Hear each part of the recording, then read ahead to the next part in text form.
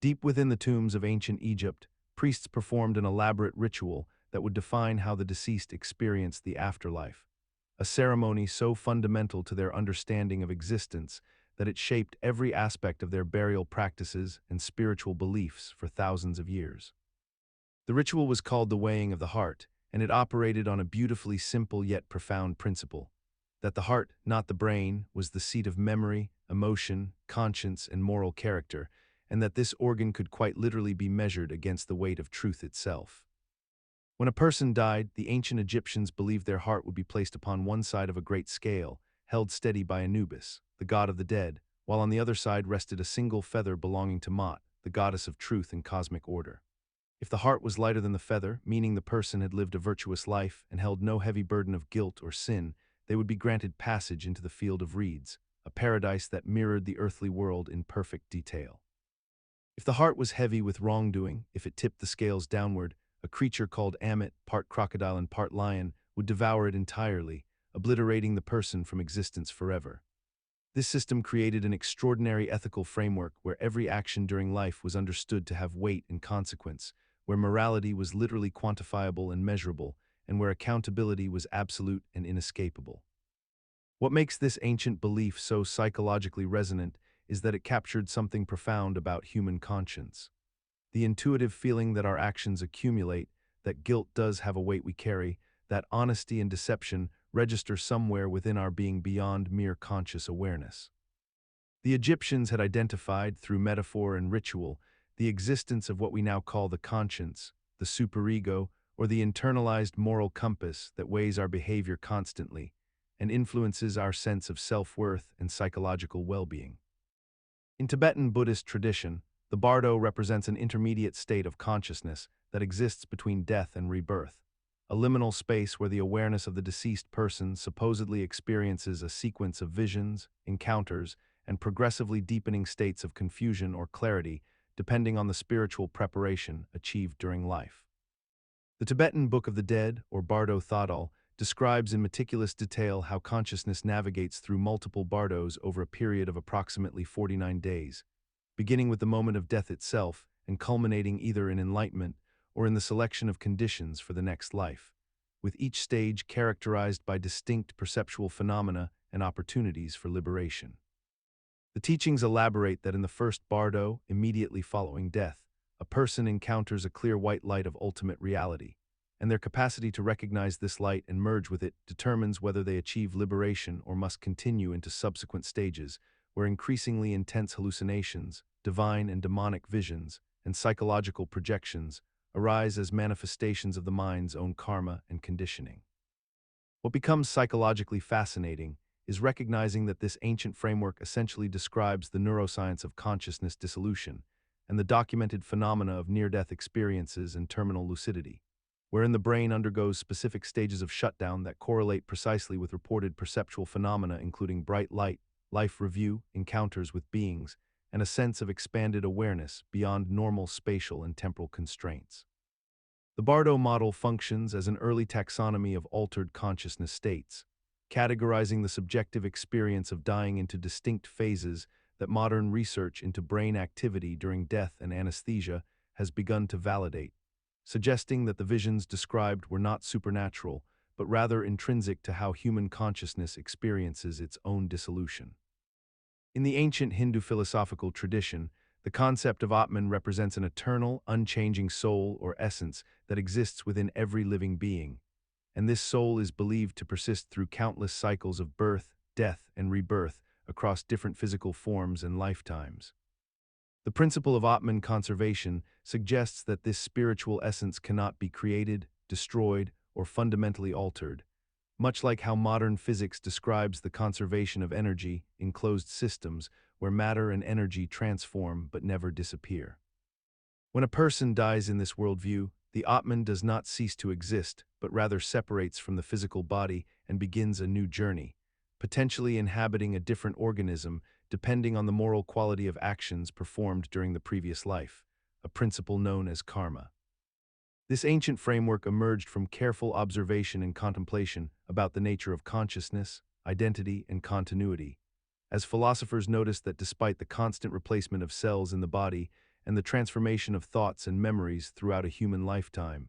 there seemed to be some persistent aspect of self that remained recognizable and continuous.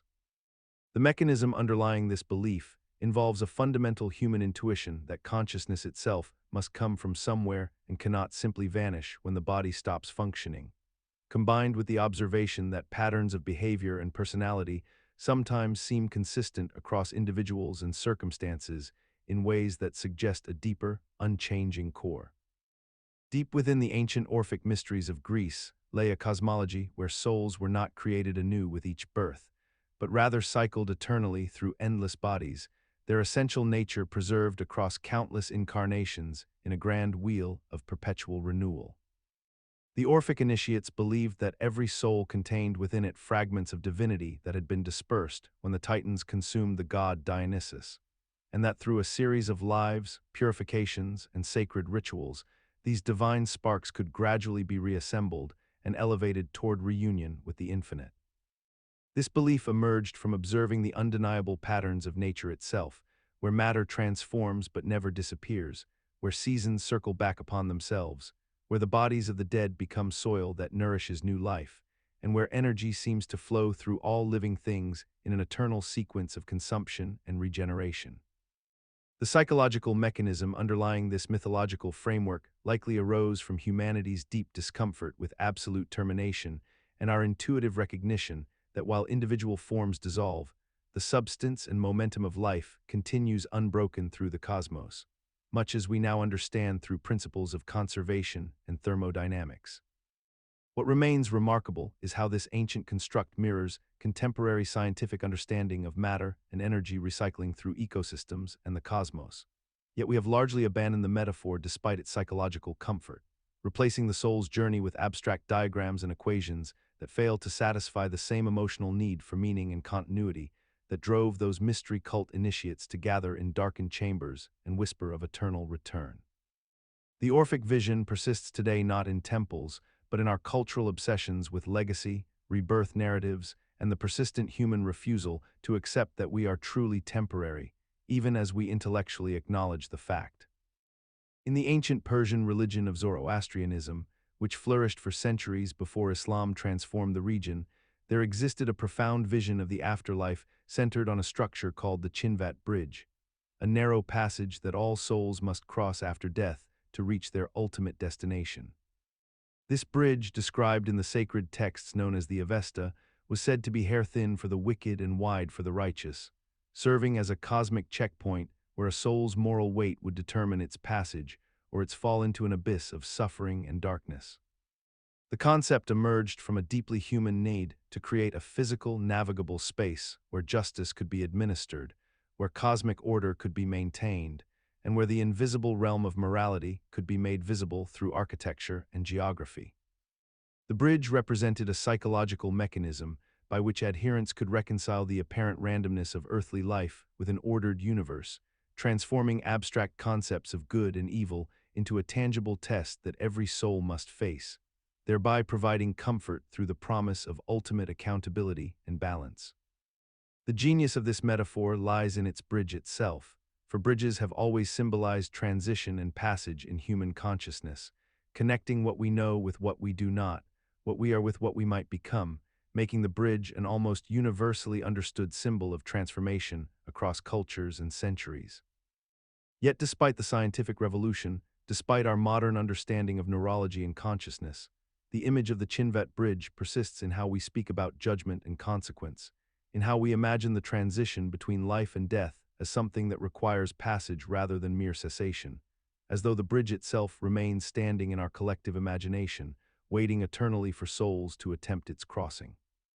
The ancient Egyptians believed that the souls of the deceased traveled through a celestial underworld called the Duat, navigating by means of detailed star maps that were inscribed upon tomb walls and papyri, creating what they called the Book of the Dead, a comprehensive guide for the soul's journey through the darkness toward eternal rebirth in the fields of Aru. These star maps were not merely decorative embellishments, but rather served as functional navigational charts, charting the positions of constellations, particularly Orion and the Sirius star system, which the Egyptians associated with Osiris and Isis respectively, allowing the deceased to orient themselves in the cosmic landscape beyond death. The priests who created these elaborate diagrams understood something fundamental about human consciousness and its relationship to the visible universe, that we navigate existence not through random wandering, but through recognition of patterns, through the identification of fixed points in an otherwise incomprehensible expanse. Modern neuroscience has discovered that our brains are pattern recognition machines, evolved to detect meaningful structures within chaos, to create mental maps of our environment, both physical and psychological, and to use these internalized navigational systems to make sense of our position within larger systems. What the ancient Egyptians intuited about the human need for cosmic orientation has been corroborated by contemporary research into how humans process spatial information, how we employ metaphorical mapping to understand abstract domains like time and emotion, and how the presence of these celestial reference points activates the same neural networks associated with wayfinding and memory consolidation. Deep within the cosmology of the ancient Maya civilization lay a complex and meticulously structured underworld called Xibalba, a realm that existed not as a place of simple punishment or reward, but as a necessary counterbalance to the world above, a mirror image of earthly existence where time moved differently and the laws of physics bent according to supernatural will.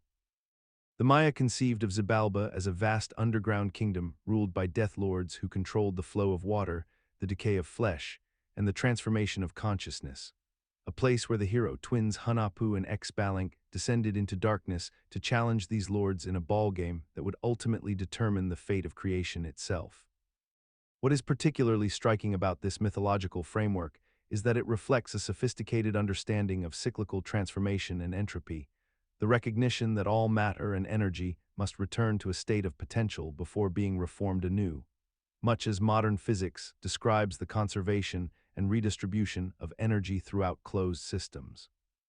The Xibalba underworld was not conceived as separate from the living world, but as an integral component of a unified cosmos, where descent into darkness was not an ending but a necessary passage through states of decomposition and renewal,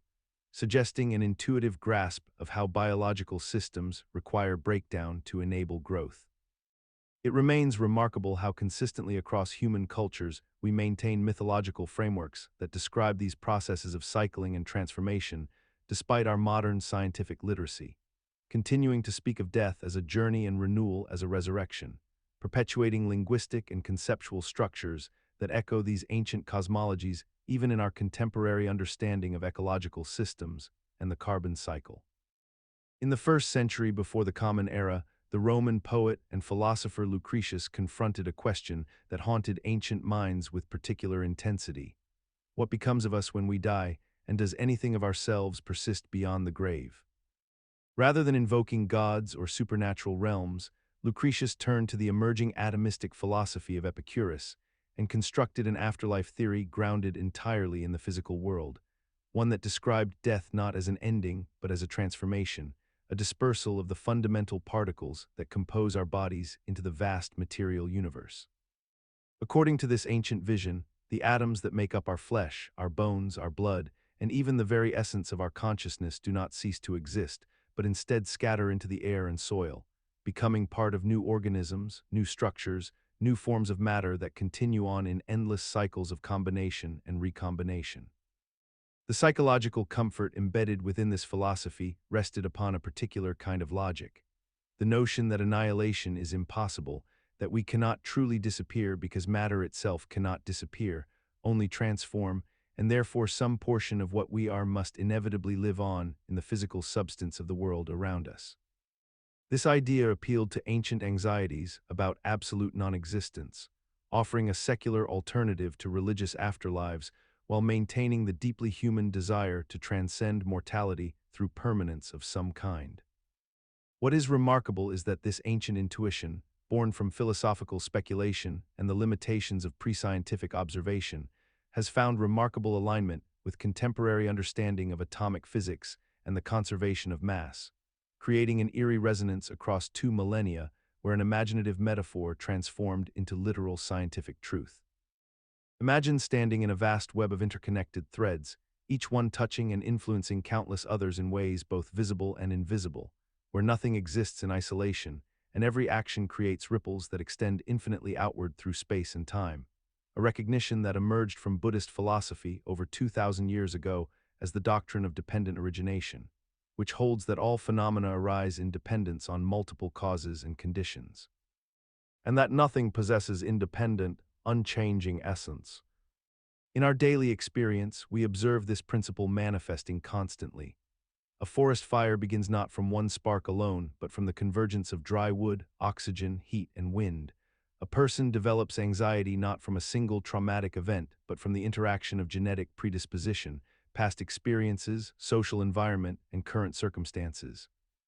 A relationship flourishes or deteriorates based on the intricate dance of both partners' actions, words, expectations, and emotional histories. The mechanism underlying this ancient insight resonates deeply with modern systems theory and complexity science, which reveal that causality operates not through simple linear chains, but through networks of mutual conditioning, where each element both influences and is influenced by its surroundings in an endless web of reciprocal relationships. In ancient Aztec cosmology, death was not an ending, but rather the beginning of an arduous 8-year journey through the underworld realm called Mictlan, a place of profound darkness and transformation governed by Mictlan Tecuhtli, the skeletal lord of the dead. The deceased soul was believed to encounter 9 distinct obstacles or trials during this passage,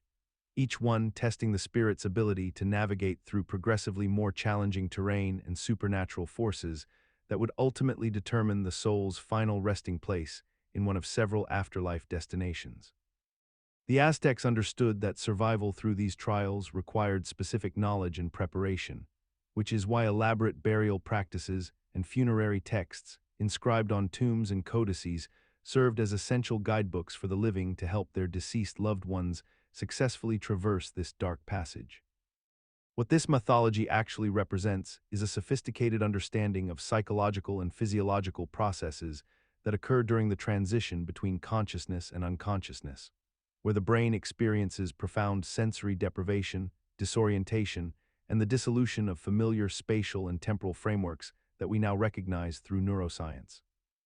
The imagery of descending through layers of darkness mirrors the documented experiences of individuals undergoing near-death experiences, where witnesses consistently report moving through tunnels or passages toward distant light sources, a phenomenon explained by the gradual shutdown of peripheral vision as neural activity in the visual cortex diminishes. Modern science has revealed that the human brain, when deprived of sensory input and approaching death, generates vivid hallucinations and a sense of profound transformation, essentially creating an internal journey that feels entirely real and meaningful to the person experiencing it. The ancient Stoics, those philosophers who walked the streets of Athens and Rome seeking tranquility through virtue and reason, developed a cosmological theory so strange, and yet so scientifically prescient that it would echo through millennia like a bell struck in darkness. They believed that the universe itself operated in vast cycles, each one beginning in perfect order and ending in a catastrophic conflagration they called Ekpyrosis, a Greek word meaning the burning through or the total consumption by fire. According to this doctrine, all matter, all thought, all distinction and separation between objects would eventually dissolve into a primordial unity of pure flame and heat, only to be born anew in an identical repetition of what came before, an eternal recurrence without variation or escape. This was not presented as mythological fantasy or religious revelation, but as a logical consequence of observing the natural world, where change appears inevitable, and where heat seems to be the fundamental transformative force underlying all material processes. The Stoics reasoned that if the universe had a beginning in fire and organization, then entropy and disorder must eventually consume it entirely, returning all things to their most basic state before the cycle begins again with mathematical precision. What makes this ancient conception so remarkably aligned with modern scientific understanding is how closely it parallels contemporary thermodynamics and cosmology, particularly the heat-death hypothesis and the concept of entropy as the universe's ultimate trajectory toward maximum disorder. Modern physics has confirmed that in the absence of external energy input, all organized systems tend toward disorder, and on a cosmic scale, the universe is indeed expanding and cooling, moving toward a state of thermodynamic equilibrium that bears an uncanny resemblance to the Stoic vision of total dissolution. In ancient Egypt, the priests and philosophers who studied the nature of human existence believed that each person was not simply a unified whole, but rather a composite of several distinct spiritual and material components, each serving a different purpose in both life and the afterlife. Two of the most important of these components were the Ba and the Ka, concepts that represented different aspects of what we might now call consciousness, identity, and vital force. The Ba was understood to be something akin to what modern people might call personality or individual character, the unique essence that made one person different from another, the collection of memories, desires, emotions, and behavioral patterns that gave someone their distinctive identity. The Ka, by contrast, was conceived as a more fundamental life force or double, an energetic counterpart that animated the body and remained connected to it even after death, requiring sustenance through food offerings and ritual attention from the living. These ideas emerged from the practical observations of ancient Egyptians who watched people sleep and dream, who witnessed the moment of death and the apparent departure of consciousness from the body, and who noticed that certain individuals seemed to maintain some kind of presence or influence even after they had ceased to draw breath. The logical mechanism behind this dual concept arose from the simple fact that human consciousness appears to depart the body at death, leaving behind only biological matter, yet memory and influence persist through the stories people tell and the effects of past actions, creating the psychological impression that something non-material continues to exist. We continue to normalize these ideas today through our language itself, still speaking of people's spirits, their essence, their legacy, their influence on others, and their presence in memory, as though some intangible aspect of them truly remains accessible to us long after their physical death, without questioning the peculiar persistence of this almost universal metaphor in modern secular culture. In Norse mythology, the realm of hell exists as a cold, misty underworld presided over by a goddess of the same name, a figure who is neither fully alive nor fully dead, her body half-living flesh and half-rotting corpse, and to this realm go those who die from illness, old age, or accident rather than inglorious battle, a destination that the ancient Norse peoples imagined as a necessary but uninspiring conclusion to existence, neither torturous nor rewarding but simply inevitable and gray. The Norse vision of hell reflects a fundamental human observation about mortality that remains relevant even in our modern scientific understanding. That the vast majority of deaths throughout human history have come not from dramatic circumstances, but from the slow degradation of the body through disease, cellular senescence, and the gradual failure of biological systems, processes that modern medicine has illuminated in remarkable detail, but which still carry the same existential weight they held for Vikings gazing across frozen landscapes. What the ancient Norse recognized intuitively, without the language of microbiology or cellular aging, was that most human death arrives quietly and without fanfare, that our bodies accumulate damage at the molecular level until they simply cease to function, and that this process is neither glorious nor particularly meaningful in cosmic terms, which is perhaps why they imagined a realm neither punishment nor reward, but simply a neutral space of diminishment and cold. The psychological mechanism underlying this myth speaks to how humans process the randomness and quiet tragedy of ordinary death, transforming the scientific reality of cellular breakdown and organ failure into a narrative geography complete with a liminal guardian figure, creating meaning through storytelling where biological reality offers none. And this tendency persists today even as we understand aging at the molecular level. For we still speak of death as a place we go rather than simply a cessation of function, still imagine transitions and passages rather than accepting the harder truth of complete discontinuity. In Hindu cosmology, time is conceived not as a linear progression from beginning to end, but as an eternally cycling wheel of creation and destruction, where each complete rotation spans what is called a kalpa, a unit of time so vast that it encompasses approximately 4.3 billion years of earthly existence. Within each kalpa exists a series of 4 yugas, or ages, beginning with the Satya Yuga, an era of perfect harmony and virtue where humans live in complete spiritual alignment and moral clarity, followed by the Treta Yuga where righteousness begins to decline, then the Dvapara Yuga where virtue weakens further, and finally the Kali Yuga, our current age, characterized by moral degradation, suffering, and spiritual darkness. At the end of which the entire universe dissolves completely into a state of non-being before the cycle inevitably begins anew. The mechanism underlying this ancient model reflects a deeply human observation about entropy and decay, the universal principle that all organized systems naturally progress toward disorder and dissolution over time.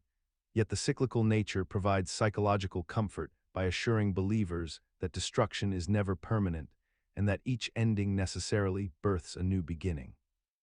Modern physics, through the study of thermodynamics and cosmological inflation theory, has revealed that the universe itself does indeed progress through states of organization and dissolution, and that the expansion of space, the heat death of stars, and the eventual cooling of the cosmos mirror this ancient intuition of inevitable decline and transformation.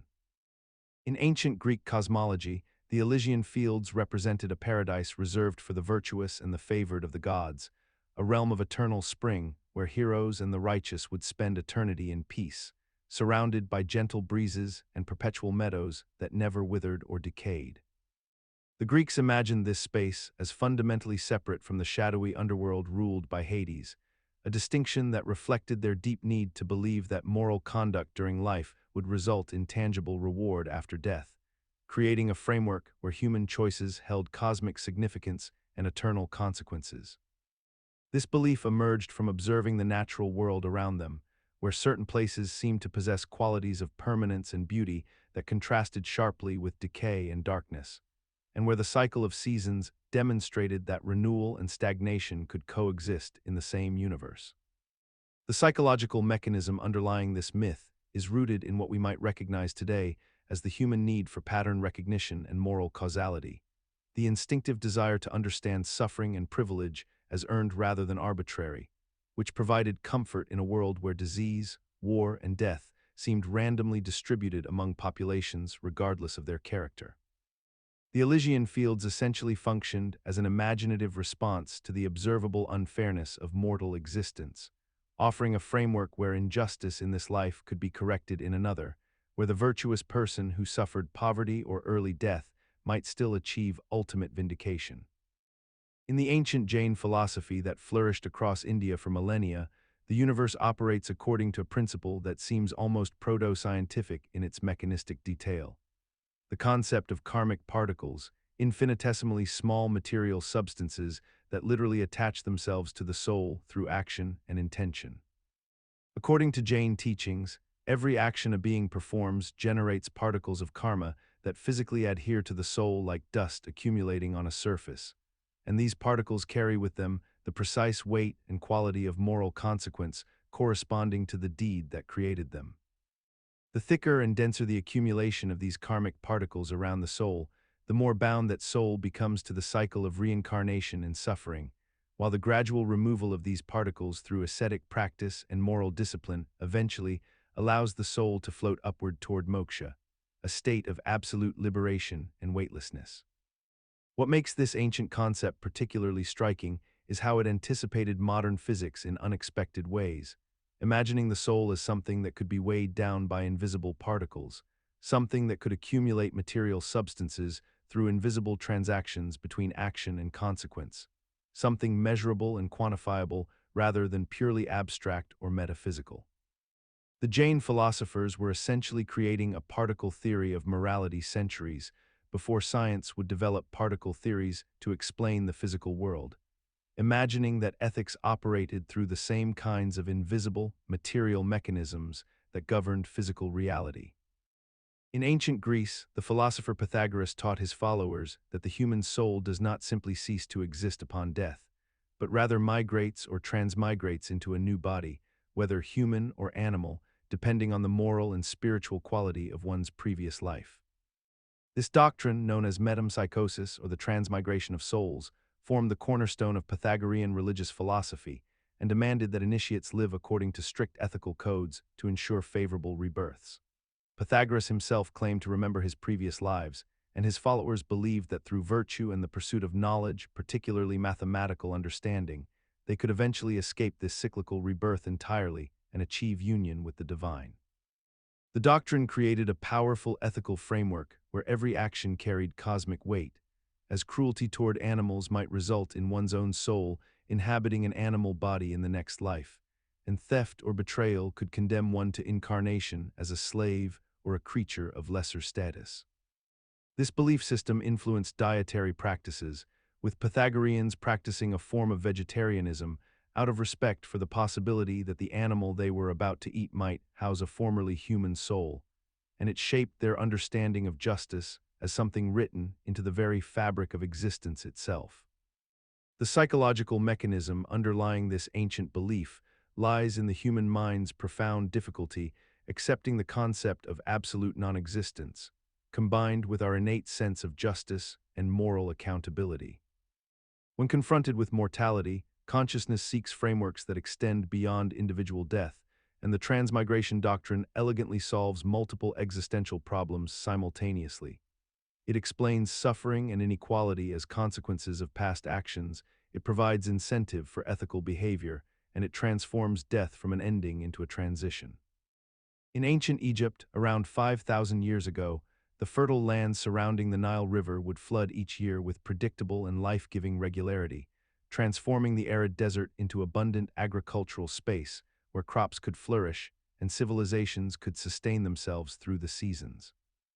The Egyptians observed this annual cycle of inundation, growth, harvest, and dormancy with such profound attention that they wove it into their most sacred mythology, creating the god Osiris as a personification of this eternal return, depicting him with green skin and vegetation sprouting from his body to represent the crops themselves and the promise of renewal that came with each flooding season. When Osiris was murdered and dismembered by his jealous brother Set in these ancient narratives, the god did not remain dead, but was restored to wholeness through the devoted efforts of his wife Isis. And this resurrection became the symbolic anchor for understanding death not as an ending, but as a temporary dormancy before inevitable regeneration. A concept that provided profound psychological comfort to a people entirely dependent on natural cycles they could neither control nor fully comprehend. The mechanism underlying this mythological framework operated on a simple but powerful principle of pattern recognition and pattern projection, where humans observed repeating cycles in nature and extended that logic to their own existence, reasoning that if the land dies and returns to life each year, then perhaps the human soul and body might follow the same trajectory after physical death. Transforming mortality from an absolute terminus into merely a transition within a larger wheel of becoming. The green imagery associated with Osiris directly paralleled the green shoots emerging from the earth after the Nile's waters receded, creating a visceral symbolic connection between divine resurrection and agricultural abundance that made abstract ideas about the afterlife feel as tangible and inevitable as watching seeds transform into sustenance. In Islamic theology, the Barzakh represents a profound concept of temporal and spatial suspension, describing the intermediate realm that exists between the moment of death and the final day of judgment, a period during which the soul remains in a state of waiting, neither fully returned to the living world nor yet admitted into paradise or condemned to perdition. According to traditional Islamic teachings, when a person dies, their body is buried and returns to the earth, but their consciousness, their essence, their soul, continues to exist in this liminal space, aware and experiencing sensations that correspond neither to life as we understand it nor to any permanent afterlife condition. The Barzakh is described as a place of questioning, where angels interrogate the deceased about their faith and deeds, where the soul experiences either comfort or distress depending on the moral weight of their earthly existence, and where time itself operates differently than in our ordinary perception, sometimes stretching infinitely long while perhaps being experienced as instantaneous. This concept emerged partly from the psychological human need to explain the uncanny period immediately following death, when the body remains present but the person is undeniably absent, creating a profound cognitive dissonance that the living must somehow reconcile. The Barzakh fills this gap by suggesting that absence is not permanent non-existence, but rather a continuation in another form, a liminal state that preserves the possibility of justice and meaning rather than collapsing into absolute void. In ancient Chinese philosophy and medical tradition, the human being was understood as a composite of two distinct spiritual forces that occupied the same physical body during life but separated at death, each following its own trajectory into different realms of existence. The Hun, often translated as the ethereal or heavenly soul, was considered the aspect of consciousness that embodied intellect, memory, moral reasoning, and the higher aspirations of the individual. while the Po, known as the corporeal or earthly soul, represented the physical instincts, bodily sensations, appetite, and the material desires that grounded a person in the tangible world. During life, these two forces existed in dynamic tension within the living organism, their interplay creating the unified personality and intentional behavior that defined a functional human being. Upon death, however, this carefully balanced union dissolved, and the Hun would ascend toward heaven to join the ancestors in a realm of pure consciousness and spiritual contemplation, while the Po would descend into the earth with the decomposing body, remaining close to the physical remains and requiring sustenance through ritual offerings and ancestral veneration. This framework emerged from careful observation of human behavior and the recognition that people seem to operate according to multiple, sometimes contradictory impulses. The rational mind that could plan and remember, alongside the emotional and physical body that craved immediate satisfaction, feared death, and responded to primal urges. Chinese physicians and philosophers noticed that during sleep, the Hun seemed to wander independently, explaining the strange narratives of dreams that defied waking logic, while the Po remained anchored to the sleeping body, explaining why the physical form still required rest and recovery. In ancient Sumerian cosmology, the underworld realm known as Kur was conceived not as a place of punishment or reward, but rather as a vast chamber of dust and darkness where all souls, regardless of their earthly deeds, would eventually settle into an indistinguishable gray existence, their forms gradually dissolving into fine particles that accumulated in the depths below the earth. Each grain representing a fragment of consciousness, slowly losing its coherence and identity until nothing remained but undifferentiated matter. The Sumerians observed that when a body was placed in the ground and left undisturbed for years, it gradually decomposed into constituent elements, transforming from organized flesh and bone into scattered dust and powder that became nearly impossible to distinguish from the surrounding soil. And they reasoned that the soul must undergo a similar transformation, breaking apart into finer and finer components until it reached a state of complete dissolution and anonymity. This concept emerged from a fundamental human observation about the nature of decay itself. When we watch organic matter crumble and scatter, returning to the earth from which it came, we naturally extrapolate that consciousness might follow the same trajectory, fragment by fragment, until the organized self becomes merged with the formless substrate that composed it. Modern physics and chemistry have revealed that this intuition was not entirely misguided, for indeed all matter does break down into fundamental particles and elements, atoms dispersing and recombining in endless cycles, yet we have largely abandoned the existential anxiety this process once provoked, instead framing decomposition as merely the neutral redistribution of atoms rather than the horrifying dissolution that the Sumerians contemplated. As though giving the process a scientific name somehow exempts us from the ontological unsettliness that accompanies the knowledge that our structured forms will inevitably become unstructured components indistinguishable from everything else. In ancient Greek mythology, Persephone, the goddess of spring and the harvest, was abducted by Hades and taken to the underworld, where she was forced to remain for half of each year, only to return to her mother Demeter in the spring, bringing warmth and renewal to the earth. During her absence in the underworld, Demeter's grief manifested as winter, when the earth became barren and cold, and during Persephone's return, the goddess's joy caused flowers to bloom and crops to flourish once more. This cyclical narrative emerged from the ancient Mediterranean world, where agrarian societies relied entirely upon the predictable patterns of seasons, and where the absence of scientific understanding about planetary orbits and axial tilt created a profound mystery around why warmth and growth would vanish for months only to mysteriously return. The mythology provided not merely an explanation, but a psychological framework through which communities could process the annual cycle of death and rebirth that governed their survival, transforming an astronomical phenomenon into a narrative of love, loss, and cyclical return. The mechanism at work here involves the human tendency to narrativize natural phenomena by projecting emotional and relational meaning onto impersonal forces, so that the mathematical reality of Earth's axial inclination becomes instead a story of maternal grief and divine reunion, which is far more psychologically resonant and memorable than abstract explanations of orbital mechanics.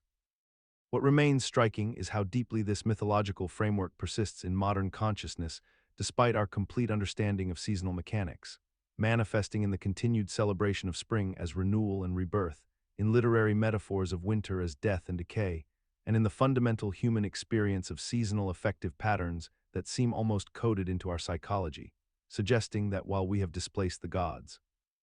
we have not displaced the emotional truth that Persephone's story carries. In the ancient Greek tradition, the pre-Socratic philosopher Heraclitus taught that all things exist in constant motion and transformation, that you cannot step into the same river twice because the water perpetually flows and changes, and that this ceaseless flux represents the fundamental nature of reality itself, suggesting that the soul too must undergo continuous metamorphosis across existence and into the afterlife. The concept emerged from careful observation of the physical world, where Heraclitus witnessed that fire consumes and transforms everything, that seasons cycle endlessly, that living organisms are born and decay and return to dust, and that nothing solid truly endures in the way that our senses initially suggest it does. The psychological mechanism underlying this philosophy involves recognizing that despite our intuitive belief that objects remain stable and unchanging, our direct experience actually contradicts this at every moment. For our own bodies replace their cells continuously, our thoughts never remain fixed, and the world around us perpetually shifts in ways both obvious and subtle. What makes this ancient insight remarkable in its persistence is that modern science has confirmed virtually every aspect of Heraclitus' vision, revealing that atoms themselves vibrate in constant motion, that energy flows through all systems, that entropy ensures all structures eventually transform. Yet despite this overwhelming evidence, we continue to live as though permanence is the default state rather than merely an illusion created by our limited perception and short lifespans. We speak of identity as though it remains singular and unchanged throughout our lives. We build structures expecting them to endure indefinitely. We cling to moments and relationships as though they could somehow be held static. And we fear death as an ending rather than recognizing it as simply another transformation in an endless process of becoming, much as Heraclitus suggested our souls must journey through infinite changes across the eternal flux, never truly ceasing, but rather flowing into new forms of existence. In ancient Egyptian belief, the field of reeds represented the idealized version of the earthly world that awaited the deceased in the afterlife, a place where the soul would continue to labor and cultivate crops in perpetuity, yet somehow without the suffering and uncertainty that characterized mortal existence. The Egyptians imagined this realm as a mirror of the Nile Valley during its most abundant seasons, with fertile soil that never depleted, waters that flowed in perfect rhythm, and harvests that never failed, where the deceased would engage in the same agricultural work they had performed in life, but under conditions of absolute predictability and eternal stability. This vision emerged from the deep human need to project order onto the chaos of death itself, to imagine that the randomness and tragedy of mortal life could be replaced by a realm governed by immutable natural laws, where effort always produced proportional reward, where seasons never brought drought or famine, and where the individual maintained both agency and purpose within an eternally functioning system. The psychological mechanism at work here operates through the extension of earthly success into infinite time, a conceptual framework that transforms drudgery into meaning by suggesting that repetitive labor performed in an ordered landscape constitutes genuine fulfillment rather than mere survival. Yet modern consciousness continues to echo this ancient yearning in subtle ways, manifesting in our persistent fantasies about retirement communities, gated agricultural utopias, and digital afterlives where existence becomes an endless variation on familiar themes, suggesting that we too struggle to imagine transcendence without continuity, that we too fear a death that truly breaks from the patterns we have learned to navigate. And that somewhere within our rational minds lingers the same ancient hope that the universe might reward our compliance with its laws through an eternity of meaningful, productive, utterly predictable peace. In the ancient Mesopotamian epic of Gilgamesh, the protagonist embarks on a desperate quest across unforgiving deserts and treacherous waters to find the secret of eternal life, driven by the death of his beloved friend Enkidu, whose lifeless body forces him to confront the unbearable reality of human mortality. The narrative describes Gilgamesh seeking out Utnapishtim, the sole human granted immortality by the gods, believing that somewhere in the world exists a plant or a formula or a divine intervention that can reverse the fundamental course of human existence and allow him to live forever. He travels through darkness and danger, endures trials that test his physical and mental limits, and eventually discovers a magical plant at the bottom of the ocean that promises restoration of youth and endless life,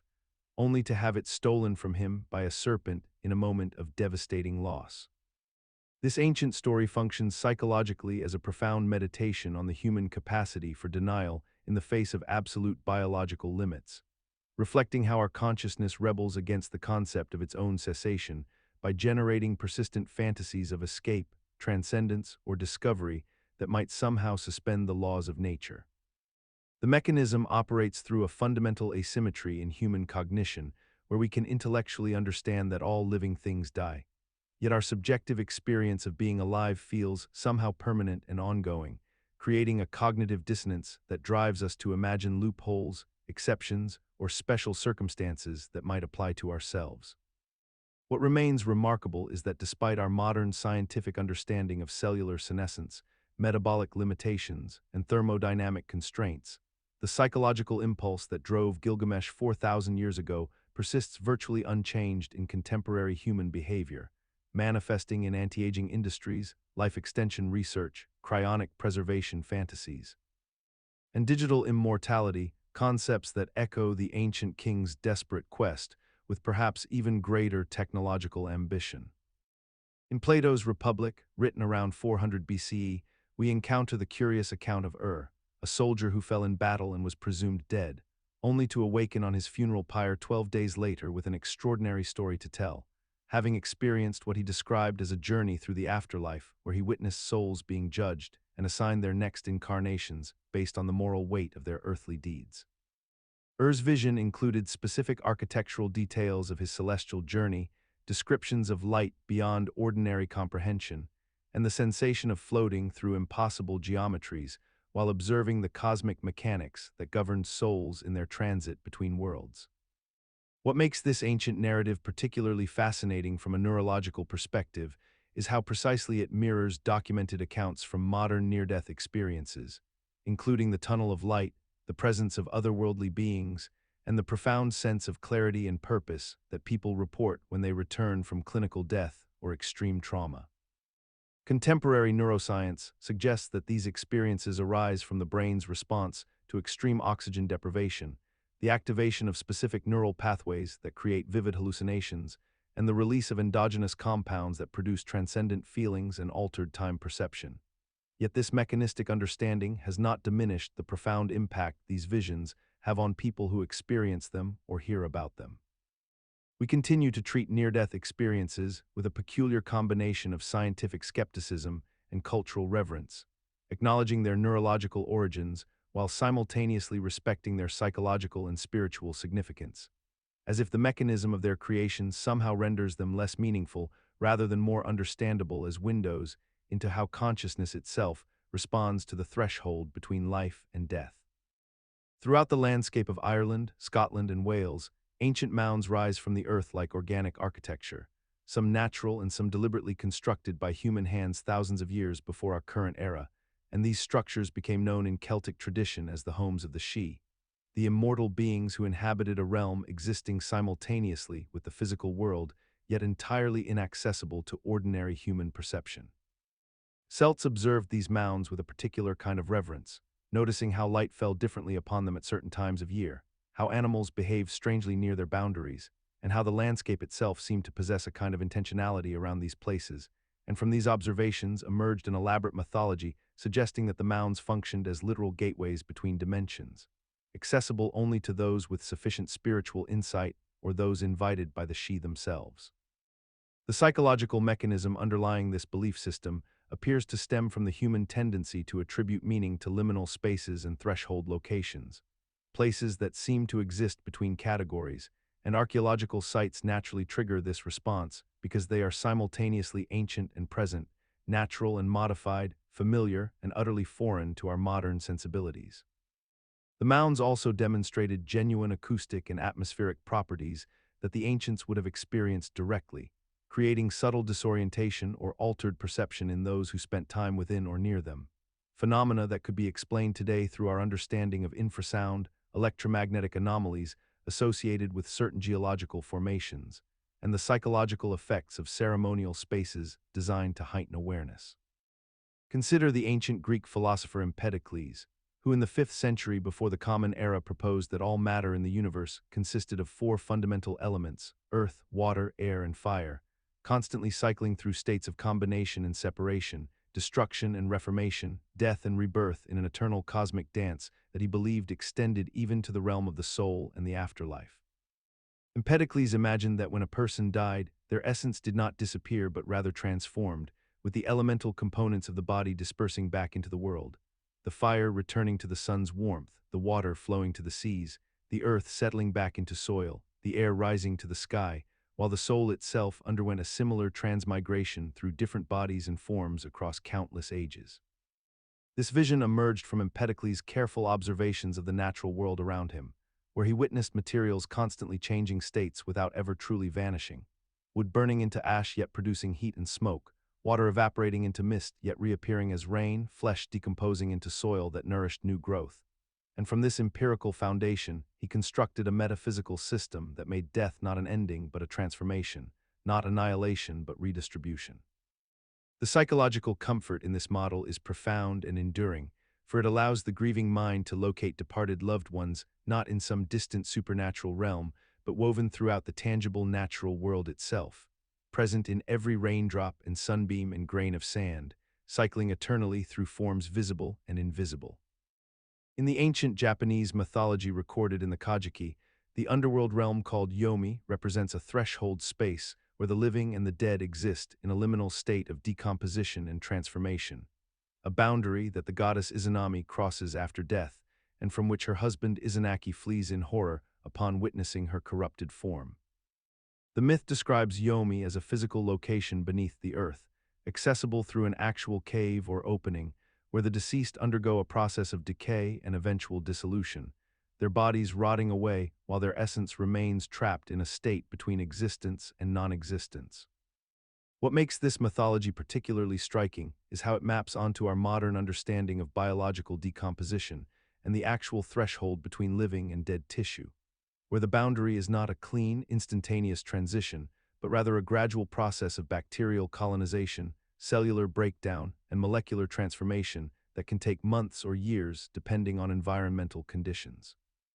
The horror Izanaki experiences when seeing Izanami's decomposed form mirrors our own instinctive revulsion at confronting the physical reality of death, a psychological response that likely evolved to protect us from disease-carrying corpses. Yet the ancient myth frames this as a cosmic or spiritual contamination rather than a practical biological concern. Modern forensic science has revealed that this threshold between life and death is extraordinarily complex, involving precise stages of rigor mortis, livor mortis, and putrefaction that unfold according to predictable timelines influenced by temperature, humidity, and microbial activity, processes that would have been entirely unknown to ancient peoples, yet somehow captured in mythological form. In ancient Jewish thought, there existed a concept of the afterlife that differed profoundly from the more colorful mythologies of neighboring cultures, a place called Sheol where all the dead, regardless of their moral standing or spiritual achievement, descended into a state of profound silence and diminishment. This was not a realm of punishment or reward, not a heaven or hell as later traditions would conceive them, but rather a shadowy, gray existence beneath the earth where the dead existed in a muted, almost unconscious state, separated from the living world and from the presence of God, lingering in a kind of eternal sleep from which there was no awakening and no dialogue. The psychological mechanism underlying this belief system reveals something profound about how ancient peoples processed the ultimate unknowability of death itself, choosing not to project elaborate fantasies or comforting narratives onto the void, but instead accepting the incomprehensibility of non-existence by describing it as a place of silence and forgetting,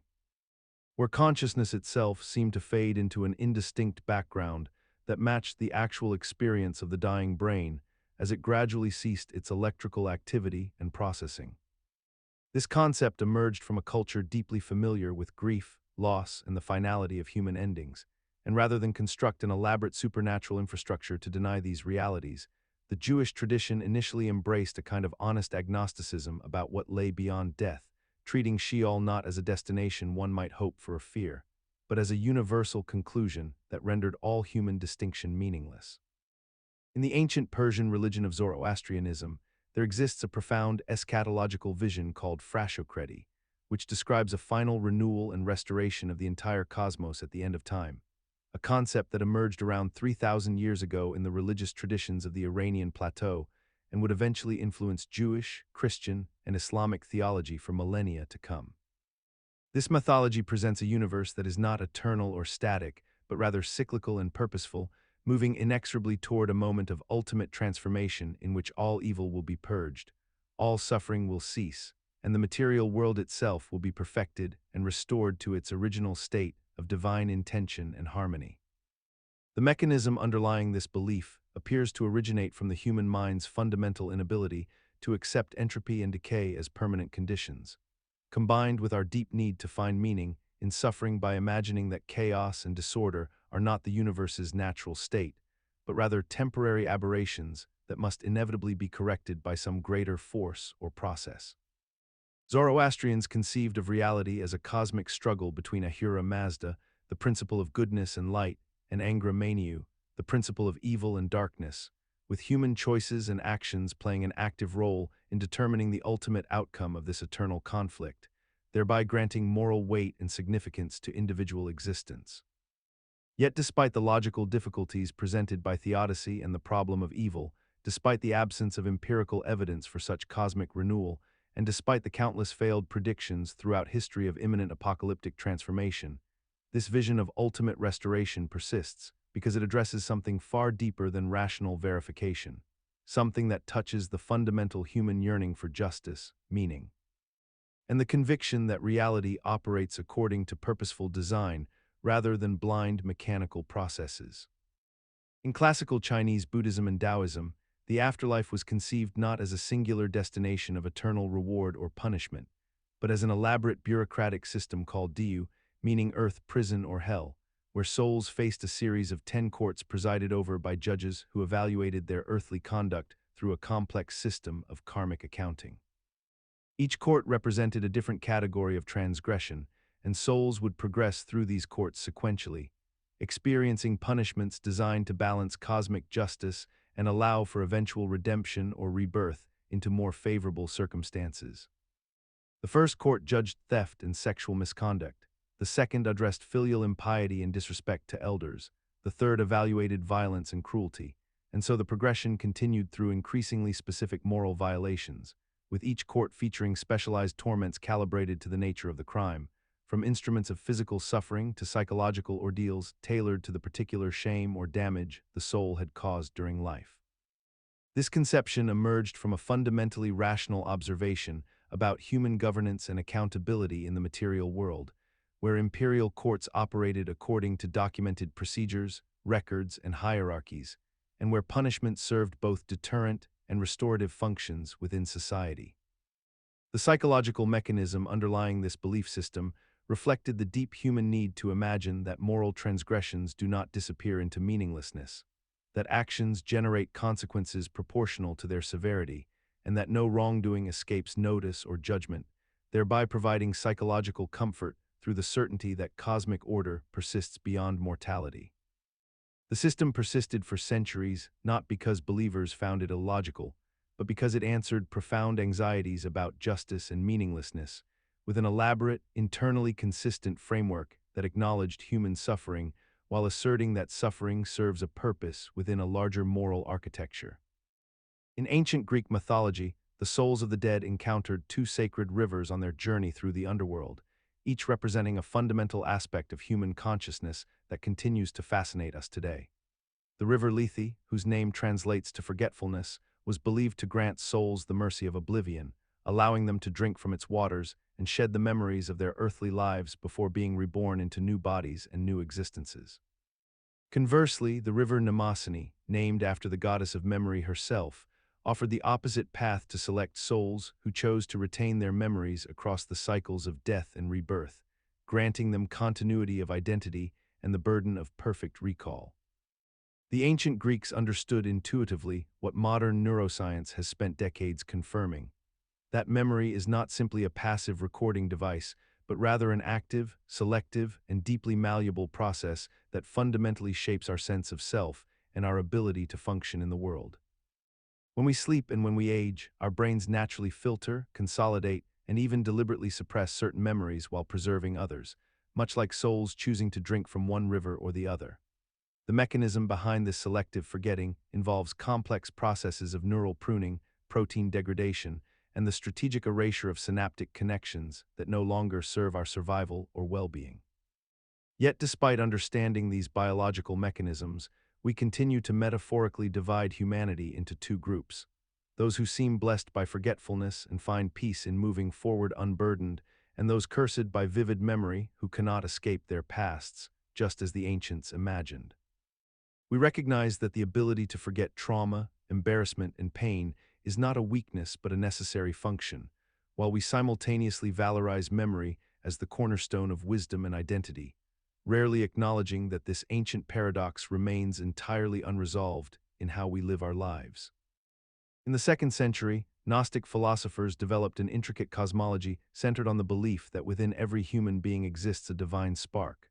a fragment of pure light that had fallen into matter and become trapped within the physical body, and that through knowledge and spiritual purification, this sacred spark could be freed and ascend back through celestial spheres toward its source of ultimate light and unity.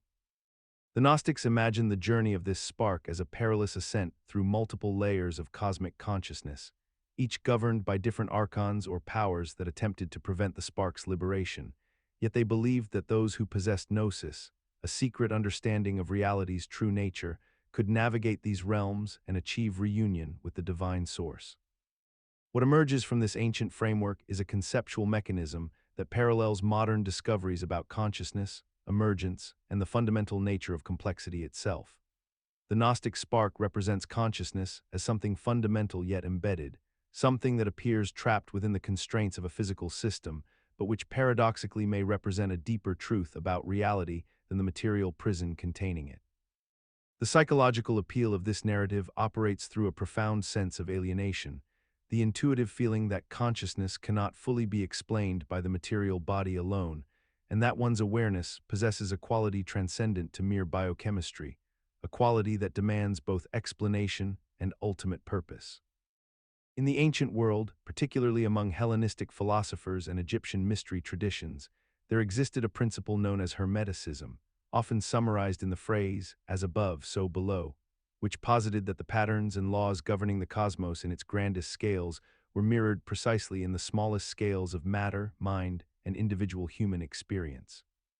This teaching suggested that, by understanding the movements of celestial bodies and the architecture of the heavens, one could gain insight into the workings of the human soul and biological systems, and conversely, that studying the human body and consciousness could reveal truths about universal laws. The practitioners of these traditions believed that an ancient sage named Hermes Trismegistus had encoded this fundamental correspondence into sacred texts, creating a framework where macrocosm and microcosm were not merely similar, but genuinely reflective of one another, operating according to identical principles despite their vastly different scales and manifestations. Today, modern science has validated this ancient intuition in ways that would have seemed miraculous to the ancients, discovering that the same mathematical patterns, ratios, and governing equations that describe the behavior of galaxies also describe atoms, that the fractal nature of coastlines mirrors the branching of blood vessels and neural networks, and that the entropy principles discovered in thermodynamics apply equally to stellar systems and biological decay. What once seemed like mystical metaphor has been transformed into literal physical correspondence, yet we rarely pause to consider how seamlessly this ancient philosophical principle has been absorbed into contemporary scientific worldview, how completely normalized the notion of universal patterns has become, and how the Hermetic principle continues to guide our investigations without our consciously acknowledging the debt we owe to traditions we dismissed as superstition. A quiet persistence of wisdom repackaged in the vocabulary of mathematics and physics rather than mystical philosophy. Deep within the limestone caves of Iraq and France, archaeologists have uncovered burial sites that challenge everything we once believed about our extinct cousins, the Neanderthals. In the Shanidar cave near the Kurdish mountains, researchers discovered the skeletal remains of 9 individuals, and around one particular specimen, designated Shanidar 4, they found evidence of flowering plants, specifically yarrow and cornflowers, whose pollen still clung to the bones after more than 60,000 years.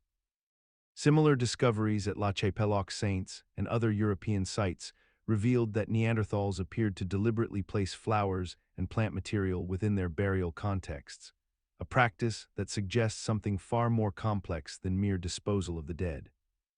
The flowers themselves would have been carefully gathered, transported, and arranged in a manner that required forethought and intention, indicating that Neanderthals possessed not only the capacity to contemplate death, but also to ceremonialize it with beauty and reverence. This behavior echoes across the millennia to modern human funeral practices, where flowers remain one of the most universal symbols of grief, remembrance, and the spiritual journey we imagine the deceased must undertake. The psychological mechanism operating here appears rooted in a fundamental human need to transform the finality and terror of death into something aesthetically meaningful, something that bridges the material world of the body with an imagined realm beyond, and this impulse seems to have existed even before modern human consciousness emerged. In ancient Egyptian belief systems, the concept of the Akh represented a profound understanding of human consciousness and its transformation after death, a process that involved the complete transfiguration of the individual through ritual purification and spiritual elevation into a luminous, enlightened state of being. The Akh was understood not merely as a ghost or shade lingering in darkness, but rather as a glorified, transfigured spirit that had successfully passed through judgment and metamorphosed into something entirely new, something radiant and eternally vital. The Egyptians believed that through proper burial practices, the recitation of sacred texts known as the Book of the Dead, and the successful navigation of the Underworld's trials, a deceased person could achieve this transformation and become an Akh, joining the company of divine beings in the realm of eternal light. This ancient concept emerged from careful observations of the human experience itself, particularly the phenomena of consciousness, memory, and the profound changes that occur throughout a person's lifetime as they accumulate knowledge, wisdom, and spiritual understanding. When we examine this belief against the lens of modern neuroscience, we discover something striking. The Akh transformation mirrors our contemporary understanding of neuroplasticity and the brain's remarkable capacity to reorganize itself through experience and learning, creating essentially new neural pathways and new versions of consciousness. The ancient ritual framework served as a psychological technology designed to process grief, solidify identity transformation, and mark the passage from one state of consciousness to another with ceremonial significance. In the cosmological framework of Aboriginal Australian cultures spanning tens of thousands of years, the dreaming represents a foundational layer of reality that exists simultaneously with the waking world, a realm where ancestral beings shaped the landscape, established the laws of nature, and continue to influence the present moment through dreams, songlines, and sacred sites that crisscross the continent.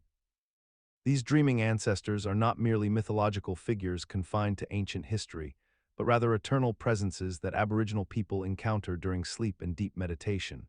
Beings who communicate through dreams to impart knowledge about land management, kinship systems, hunting practices, and spiritual responsibilities that have ensured the survival of communities for over 60,000 years in one of Earth's harshest environments. The ancestors exist in a state that defies Western categorical thinking, neither completely alive nor dead, neither purely metaphorical nor literally present, occupying instead a liminal space where consciousness and landscape merge into a unified whole in which the physical geography itself becomes a living archive of ancestral presence and intention. The psychological mechanism underlying this framework appears connected to how Aboriginal cultures have leveraged the natural dreamwork of the human brain, those vivid nocturnal narratives that every person experiences, and transformed them into a systematic technology for transmitting crucial ecological and social information across generations without written language. Using the inherent persuasiveness and memorability of dream imagery to encode survival data and ethical principles into the deepest layers of cultural consciousness. In the 3rd century, the Persian philosopher Mani developed a cosmology that divided existence into two fundamental substances, light and darkness, with light representing goodness, divinity, and knowledge, while darkness embodied evil, matter, and ignorance. According to Manichaean teaching, the universe itself was understood as a battlefield where particles of divine light became trapped and scattered throughout physical matter, dispersed across creation like luminous seeds imprisoned in soil. And the purpose of human existence was to recognize this imprisoned light within oneself and within all things, to gather it through ascetic practice and spiritual discipline, and ultimately to liberate it from its material bonds so that it might return to the realm of pure light and transcendence. This metaphorical framework, which seems at first entirely mystical and unscientific, bears a curious structural similarity to modern quantum physics and particle theory, where light itself is understood as composed of discrete particles called photons that behave according to probabilistic rather than deterministic laws, and where the observation of light fundamentally changes its nature, suggesting that consciousness itself participates in the revealing or concealment of reality's fundamental nature. The Manichaean imagery of light trapped in darkness parallels contemporary understandings of how electromagnetic radiation becomes bound within atomic structures, how energy becomes matter, and how the universe's earliest moments involved the primordial separation of forces that had previously been unified. What persists across the centuries is the intuitive human conviction that light represents not merely illumination, but revelation, liberation, and truth itself. A conviction so deeply embedded in how we speak and think that we describe understanding as enlightenment, confusion as darkness, and freedom as seeing the light, language that carries within it the ghost of this ancient cosmology. In the high plateaus of Tibet, where the earth lies frozen and barren for much of the year, there exists a funeral practice so radically different from Western burial customs that it challenges our deepest assumptions about death and the body. Known as sky burial, or jader in Tibetan, this ancient ritual involves placing the deceased body atop a mountaintop or designated exposure ground, where specially trained individuals called Rajyapas systematically dissect the corpse and leave it for vultures and other scavenging birds to consume completely. The body is washed and prepared with care, wrapped in white cloth, and carried to the burial ground in a specific position that honors the deceased. Rather than viewing this practice with revulsion, Tibetan Buddhist practitioners understand sky burial as the most compassionate form of funeral rites, one that transforms death into an act of generosity by feeding other living creatures. The practice emerges from Buddhist philosophy that emphasizes impermanence, the rejection of material attachment, and the understanding that the body is merely a temporary vessel that becomes useless after consciousness departs. In a landscape where burning wood is scarce and the frozen ground nearly impossible to dig, sky burial also represents a practical adaptation to environmental constraints, yet it has persisted even in regions where other burial methods are now feasible. Modern observers often experience cognitive dissonance when confronting this practice, our instincts recoiling against what seems like desecration or abandonment, yet this reaction itself reveals how thoroughly our own cultural conditioning has normalized different approaches to disposing of the dead. We bury bodies in expensive caskets, pump them with preservatives, and plant flowers on their graves, performances of respect that Tibetan Buddhists might view as equally strange, equally rooted in cultural preference rather than universal truth. In the ancient Hindu text known as the Bhagavad Gita, Lord Krishna speaks to the warrior Arjuna about the nature of the soul and the body, describing how the soul sheds old garments just as a person discards worn clothing and dons new attire,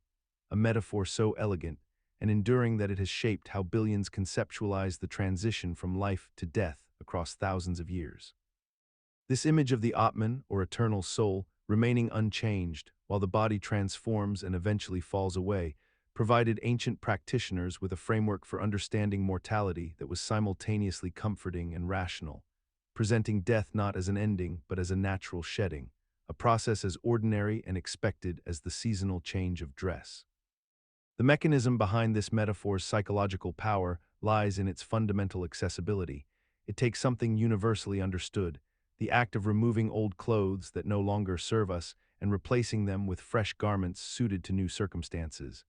and applies this deeply familiar experience to the most mysterious and frightening aspect of human existence.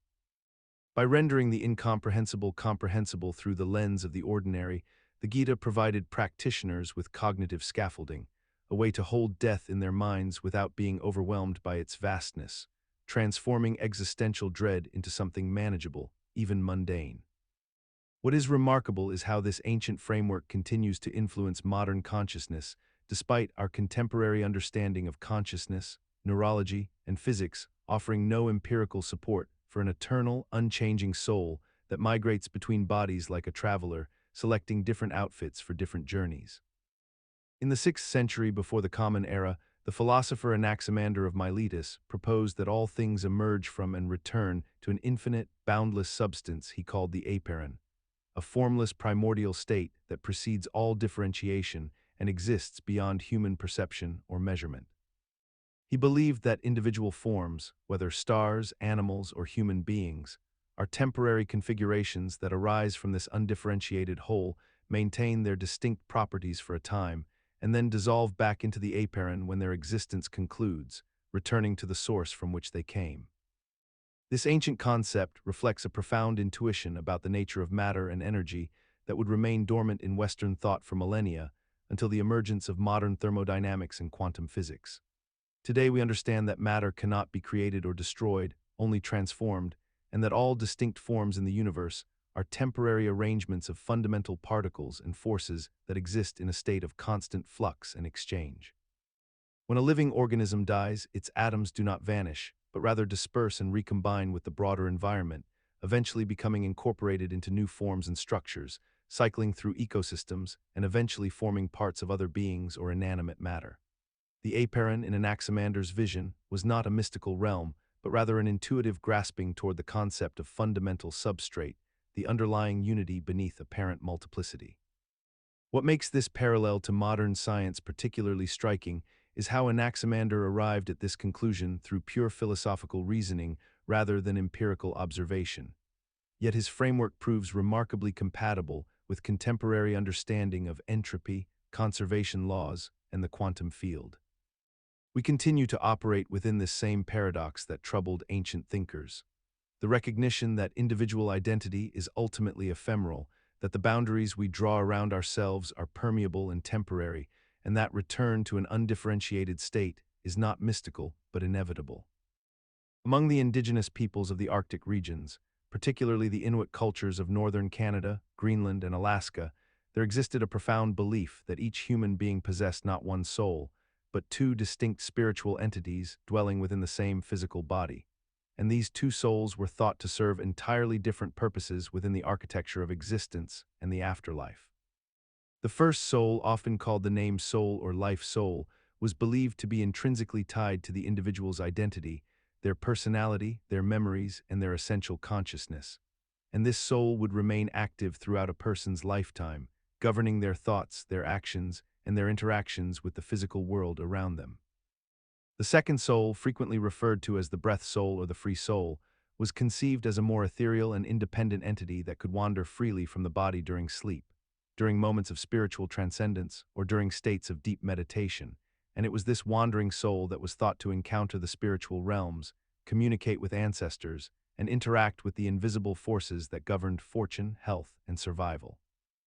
When death arrived, these two souls were understood to take separate paths through the cosmos and beyond, with the name soul remaining closely associated with the body and the grave, sometimes even remaining present at the location of burial to watch over the physical remains, while the free soul embarked upon a journey to another realm, potentially being reborn into a new body or merging with the collective spiritual energy of the universe.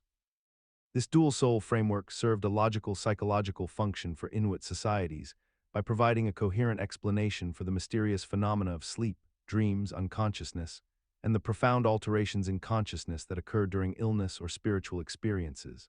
allowing individuals to rationalize how they could experience vivid alternate realities, encounter deceased relatives, and feel transported to distant places while their body remains stationary and apparently unchanged. The ancient Egyptian Book of Gates presents a detailed architectural blueprint of the underworld, describing 12 distinct gates or passages that the deceased soul must traverse during its nocturnal journey through the realm of the dead, with each gate guarded by supernatural entities and requiring the traveler to possess specific knowledge or passwords to proceed safely. This elaborate system emerged from the Egyptian preoccupation with creating order from chaos, a a fundamental anxiety about the unknown that manifests in their compulsive need to map, categorize, and provide navigational instructions for experiences that lay beyond human comprehension or direct observation. The psychological mechanism at work here reflects a deeply human impulse to transform terror into manageable information, converting the incomprehensible void of death into a landscape with measurable distance, identifiable landmarks, and learnable rules that could theoretically be mastered through preparation and study. Modern science recognizes this as a form of cognitive scaffolding, wherein the mind constructs elaborate frameworks to contain overwhelming uncertainties, and we perform identical actions today when we create detailed financial projections about retirement, design elaborate bucket lists anticipating future experiences, or consume countless self-help methodologies promising to optimize our unknown futures. The Book of Gates functioned as a type of ancient guidebook, much like how contemporary humans purchase travel guides for destinations we have never visited, study maps of foreign cities, or memorize safety procedures for emergencies we hope never to experience. In the mystical tradition of Kabbalah, there exists an ancient cosmological idea that divine sparks, fragments of sacred light, have become scattered and trapped throughout material creation, embedded within physical matter and human consciousness alike, waiting to be recognized and elevated back toward their source through acts of intention, prayer, and ethical behavior. The practitioner of this tradition believes that every object, every moment, every interaction contains within it a hidden spark of the divine that must be gathered and refined through conscious awareness and deliberate spiritual work, as if the universe itself is engaged in a vast process of redemption where matter itself gradually remembers its origin in pure spirit. This concept emerges from a particular psychological need that humans possess to find meaning and purpose within suffering and fragmentation, to believe that chaos contains hidden order, that broken things serve a function, and that individual actions possess cosmic significance through invisible chains of consequence extending far beyond ordinary perception. The mechanism operates through a form of interpretive consciousness where the observer assigns spiritual weight to ordinary experience, transforming mundane reality into a text that can be read for hidden messages, much like how modern systems thinking recognizes that small interventions in complex networks can produce cascading effects, yet stripped of empirical verification and grounded instead in faith and symbolic correspondence. Despite our contemporary emphasis on material measurement and physical evidence, this framework of seeing the world as containing hidden sacred dimensions persists across cultures and time periods because it addresses something fundamental in human psychology. The desire to believe that we are never insignificant, that our choices matter on scales we cannot measure, and that the universe is fundamentally responsive to intention rather than indifferent to human will, allowing us to rest comfortably in the assumption that even our smallest conscious gestures contribute to something vast and eternal. In ancient Greek tradition, the dead were buried with a coin, typically an obol or a drachma, placed in the mouth or clutched in the hand of the deceased, and this practice emerged from a deeply practical anxiety about the afterlife itself, where Charon, the ferryman of the dead, would demand payment before transporting souls across the river Styx to the underworld proper, and those without coin would be condemned to wander the shores for 100 years, neither alive nor properly dead. Caught in a liminal space between worlds, the logic behind this belief was straightforward and almost mercantile in nature. Death was not an endpoint but a transition requiring negotiation, a toll to be paid like crossing a bridge in the living world, and just as merchants and travelers carried coins for passage through terrestrial territories, so too must the dead be equipped with currency for passage through the territories of death. The psychological mechanism supporting this practice was rooted in humanity's fundamental need to impose order and transaction upon the chaotic and unknowable domain of mortality itself, transforming the terror of death into something quantifiable and manageable, something that could be addressed through preparation and ritual exchange rather than left to chance or divine whim. In the ancient Polynesian conception of the afterlife, there existed a primordial state called Po, a realm of absolute darkness and formlessness that preceded creation itself, and into which souls would eventually descend after death, returning to an undifferentiated void from which all existence had originally emerged. This darkness was not merely the absence of light, but rather a fundamental ontological state where boundaries dissolved, where individual identity became meaningless, and where consciousness existed in a state of profound sensory deprivation indistinguishable from non-existence. The Polynesians understood that before the world took shape, before the sky separated from the earth, before light distinguished itself from shadow, there had been only Po, and they believed that in death, the accumulated knowledge and personality of a lifetime would gradually dissolve back into this same undifferentiated matrix, losing its coherence and definition over generations until nothing remained of the person except their place in genealogy. What makes this mythology particularly striking is how precisely it maps onto modern neuroscience's understanding of consciousness and sensory deprivation, where researchers have demonstrated that when human sensory input is systematically removed and the brain receives no external stimuli, the sense of self begins to fragment and dissipate, time becomes meaningless, and consciousness approaches states indistinguishable from sleep or death itself. Studies of isolation tanks and profound sensory deprivation show that the boundary between individual awareness and a kind of formless void consciousness becomes increasingly blurred. Yet the Polynesian elders described this experience not as something to fear, but as a natural return home, a dissolution of ego that required no scientific equipment, but only the passage of time and the patient waiting that death would bring. In ancient China, Taoist practitioners devoted themselves to an elaborate system of internal and external alchemy, pursuing the creation of an immortal body through the transformation of base materials into refined spiritual essences, believing that through precise manipulation of breath, meditation, dietary restriction, and the consumption of specially prepared elixirs containing mercury, lead, and cinnabar, they could fundamentally alter the nature of human existence and transcend the limitations of mortality itself. These alchemists, working in temples and mountain monasteries, documented their processes with meticulous detail, creating elaborate charts and diagrams that mapped the supposed pathways of vital energy through the body, describing a circulation system that predated modern anatomical understanding by centuries, yet operated on principles that bore striking resemblance to concepts we now recognize in cellular regeneration, metabolic transformation, and the neurochemical mechanisms underlying altered states of consciousness. The underlying mechanism driving this belief rested upon a logical observation that seemed irrefutable to those who experienced its effects. Meditation and breathing techniques did produce measurable physiological changes, including altered heart rate, changed oxygen saturation, and shifts in brainwave patterns, which practitioners interpreted as evidence of fundamental transmutation occurring at deeper levels, a conclusion that made intuitive sense before we understood that all living systems are constantly undergoing chemical transformation and renewal at the molecular level. In the limestone hills of southeastern Turkey, archaeologists discovered something that fundamentally altered our understanding of human spirituality and the origins of ritual practice: a collection of human skulls that had been carefully modified, plastered, and arranged within the ceremonial chambers of Göbekli Tepe, a sanctuary built more than 11,000 years ago during the pre-pottery Neolithic period. Long before agriculture or permanent settlements fundamentally transformed human society.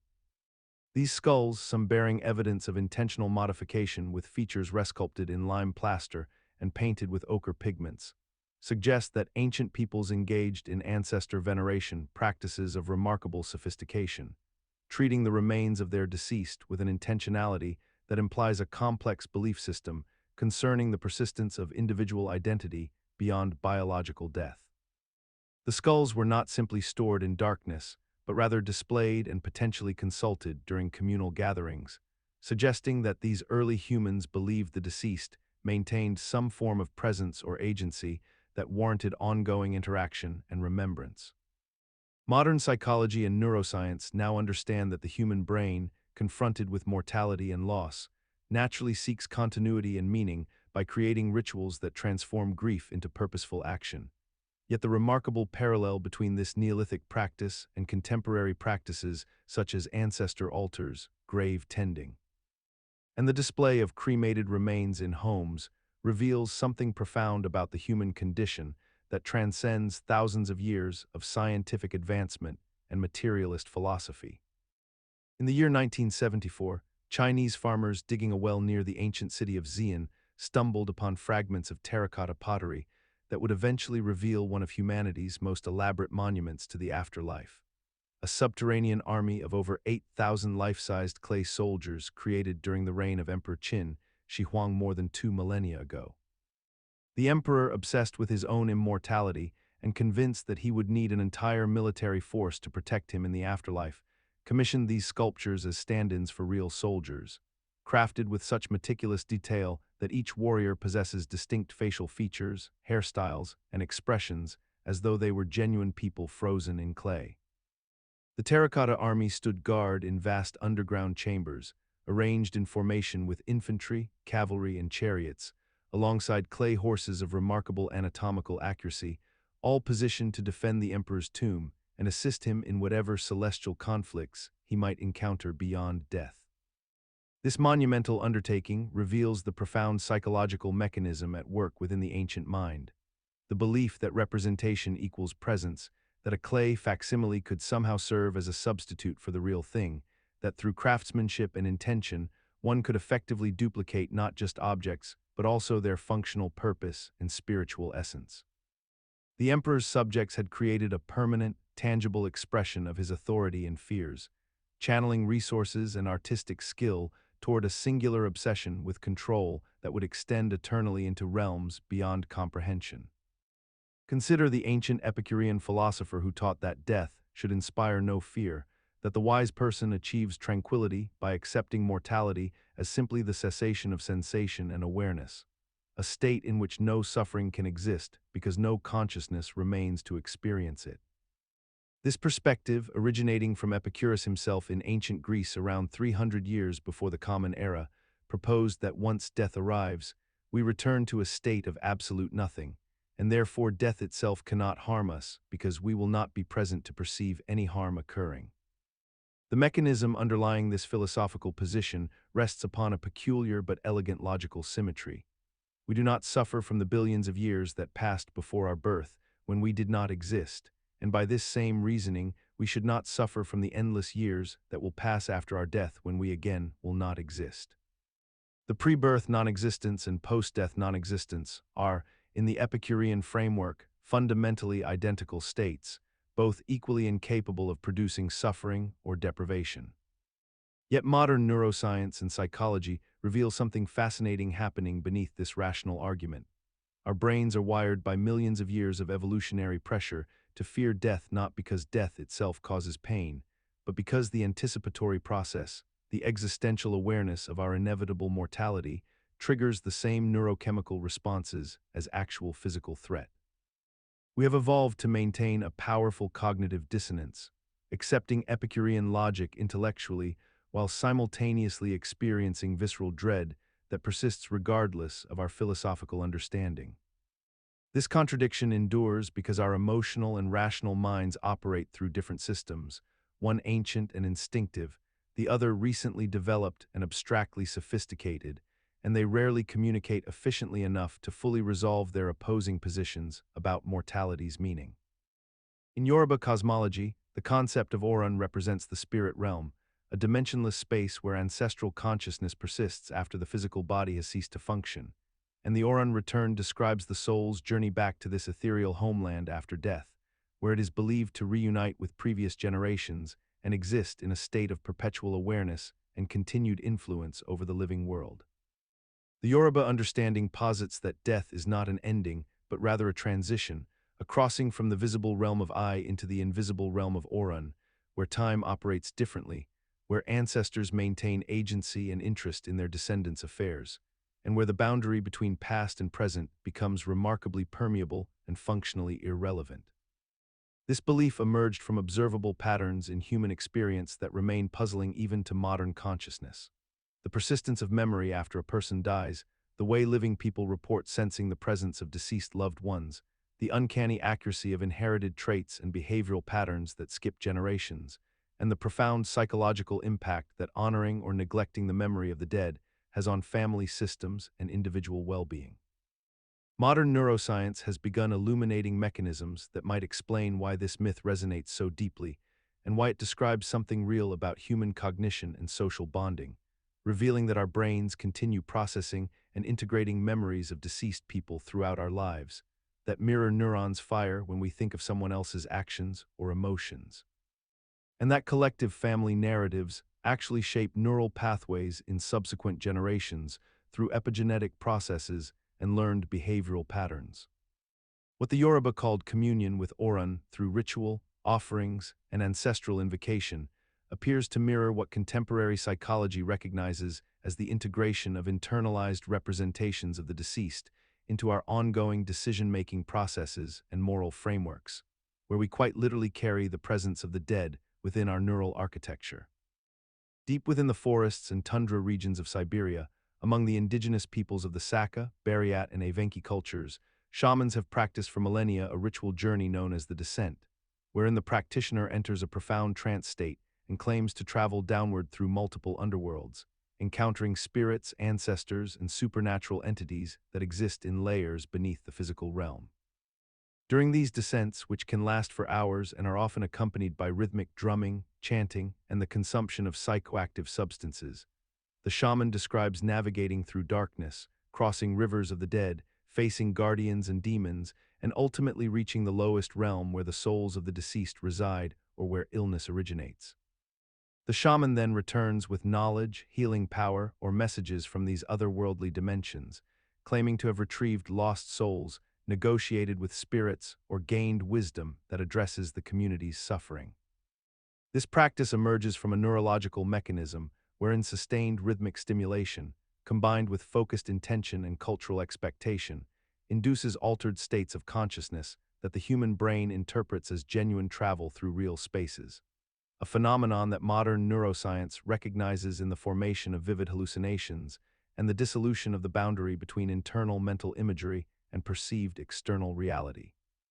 The brain's default mode network, which typically maintains our sense of self and spatial orientation, becomes disrupted during these states, allowing for the emergence of coherent narratives that feel absolutely authentic and meaningful to the experiencer, despite being entirely generated by the mind's own processing.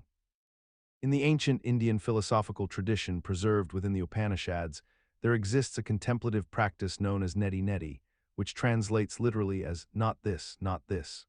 a negation formula through which seekers attempted to approach ultimate reality by systematically eliminating everything that could be defined, described, or perceived. The practitioner would sit in meditation and methodically deny each aspect of experience and existence, recognizing that the infinite cannot be captured by finite concepts, that the eternal cannot be reduced to temporal categories, and that the ultimate nature of consciousness transcends all possible definitions and boundaries that the rational mind can construct. This was not mere abstract philosophy, but a practical technique for mental discipline, a way of training awareness to move beyond the limitations of language and conceptual thought by recognizing that every time the mind grasps for understanding through definition, it simultaneously excludes something and therefore creates a false boundary around the infinite.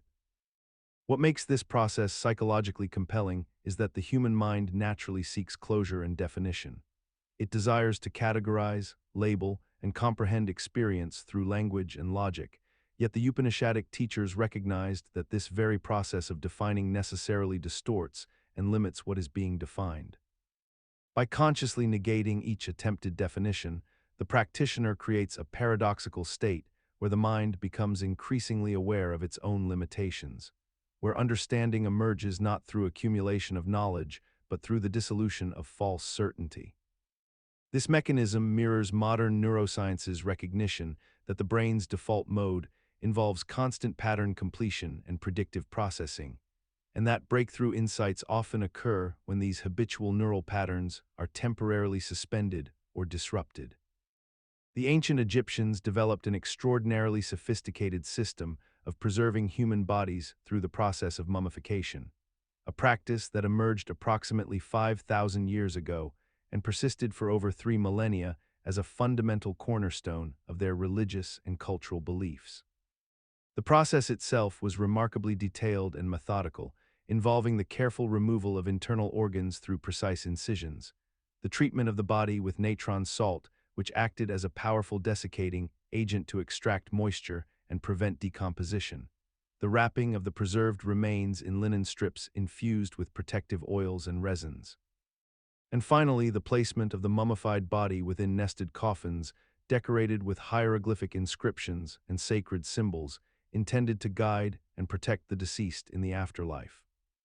The Egyptians understood intuitively that decay was the primary enemy of permanence, that moisture and bacterial activity were the invisible forces that transformed living flesh into dust and memory into nothingness. And so they responded with a technology of preservation that was, in essence, a war against the natural processes of entropy itself. What drove this obsession was a deeply logical but spiritually motivated belief that the physical body served as an essential anchor for the soul, that without a preserved vessel, the individual consciousness could not successfully navigate the perilous journey through the underworld or achieve the eternal existence promised by their religious framework, making mummification not merely a burial practice, but rather a scientific investment in immortality itself. The psychological mechanism underlying this practice reflects a fundamental human anxiety about mortality and obliteration, a fear so profound that entire civilizations marshaled enormous resources and intellectual energy toward the singular goal of defying time through technological intervention and material preservation.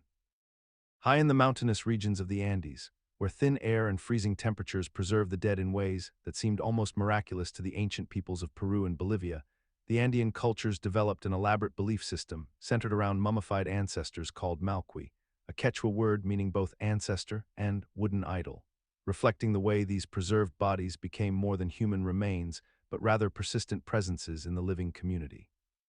The Malqui mummies were not simply left in tombs to rest undisturbed, but rather were maintained with careful attention, brought out for important ceremonies and festivals, dressed in fine textiles, presented with offerings of food and drink, and even consulted on matters of significance to the community, suggesting that death represented not an ending, but rather a transformation into a different state of being where the deceased continued to participate in the affairs of the living. Archaeological evidence reveals that some of these mummies were bundled with their possessions, their favorite tools, and symbolic representations of their status and achievements, and the elaborate nature of their preparation indicates that the Andean peoples understood death as a gradual process of transition rather than an instantaneous severance from the world of the living, with the preserved body serving as a kind of anchor that allowed the person's influence and presence to persist indefinitely. The mechanism underlying this practice appears rooted in the observation that in the high-altitude environments of the Andes, natural mummification occurs with striking regularity due to the combination of low humidity, cold temperatures, and excellent air circulation, conditions that create preservation so effective that bodies can remain intact for centuries with minimal intervention, which the ancient peoples may have interpreted as evidence that the body and spirit remained fundamentally connected even after the cessation of life, and that maintaining the physical form somehow maintained the person's agency in the world. In ancient Greek mythology, Tartarus existed as a primordial abyss situated far beneath the earth, described as being as distant from the surface of the ground as the sky itself stretched above it, creating a perfect cosmic symmetry of depth and darkness where the most dangerous and irredeemable beings were imprisoned for eternity. The Titans who challenged the Olympian gods, the giants who defied Zeus, and those mortals who committed the most heinous crimes against the natural and divine order found themselves cast into this terrible place, bound by bronze chains and guarded by the Furies themselves, their screams echoing through corridors of stone that no light could penetrate. The ancients conceived of Tartarus as sealed off from the rest of the underworld by walls and gates, a prison within a prison, suggesting that even death itself required layers of containment for the truly dangerous. This concept emerged from a profound psychological truth that humans have always understood intuitively. Dangerous entities require isolation not merely for punishment, but for the protection of the broader social structure that depends on order and hierarchy. When we examine modern institutional systems like maximum security prisons and solitary confinement units, we encounter the direct descendant of Tartarus, a practical manifestation of the same impulse to create zones of absolute separation where the most threatening individuals are placed beyond the possibility of influence or escape.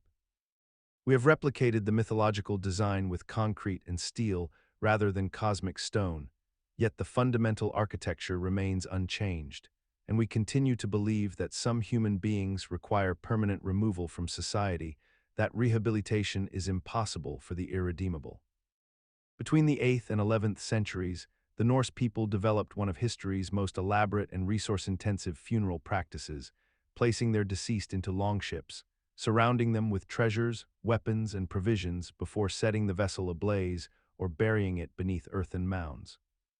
Archaeological excavations at sites like Gokstad, Osberg, and Skuldelev have revealed these remarkable burials contain not merely symbolic objects but practical goods: food stores, tools, sometimes even servants or sacrificial animals, arranged as though the deceased would require them for an ongoing journey into the next realm. The Vikings believed that death represented a transition rather than a termination, a passage into another existence where the individual would need to be equipped with the same material resources that sustain them in life, and the ship itself served a dual purpose as both a vessel for this metaphysical voyage and a monument to the deceased's status and accomplishments. This practice emerged from a deeply logical framework within Viking cosmology, where the boundary between physical and spiritual worlds remained permeable, and where the tangible investments made in burial corresponded directly to the quality of one's afterlife experience. Yet what seems remarkable is how this belief system persisted despite the obvious impracticality of the arrangement, for the Vikings surely understood that objects burned in flames or buried beneath soil would not literally accompany a soul anywhere, suggesting instead that the symbolic act of provision held greater psychological weight than literal utility. Deep within Islamic mysticism exists a spiritual practice known as fana, often translated as annihilation or dissolution, wherein the devoted Sufi mystic seeks to completely erase the boundaries of their individual self and merge entirely with the divine presence of God, a state pursued through elaborate ritual practices including repetitive chanting, rhythmic breathing, whirling meditation, and years of disciplined spiritual training under the guidance of experienced masters. The practitioner engages in what appears to be a systematic dismantling of ego and personal identity, deliberately cultivating a state of consciousness where the distinction between subject and observer collapses, where the sense of separate selfhood dissolves like salt dissolving into an infinite ocean, and where the individual consciousness experiences itself as indistinguishable from the universal consciousness they perceive as divine. This is not merely metaphorical or poetic language, but rather describes an actual phenomenological experience that many practitioners report with remarkable consistency across centuries and across different Sufi orders and lineages.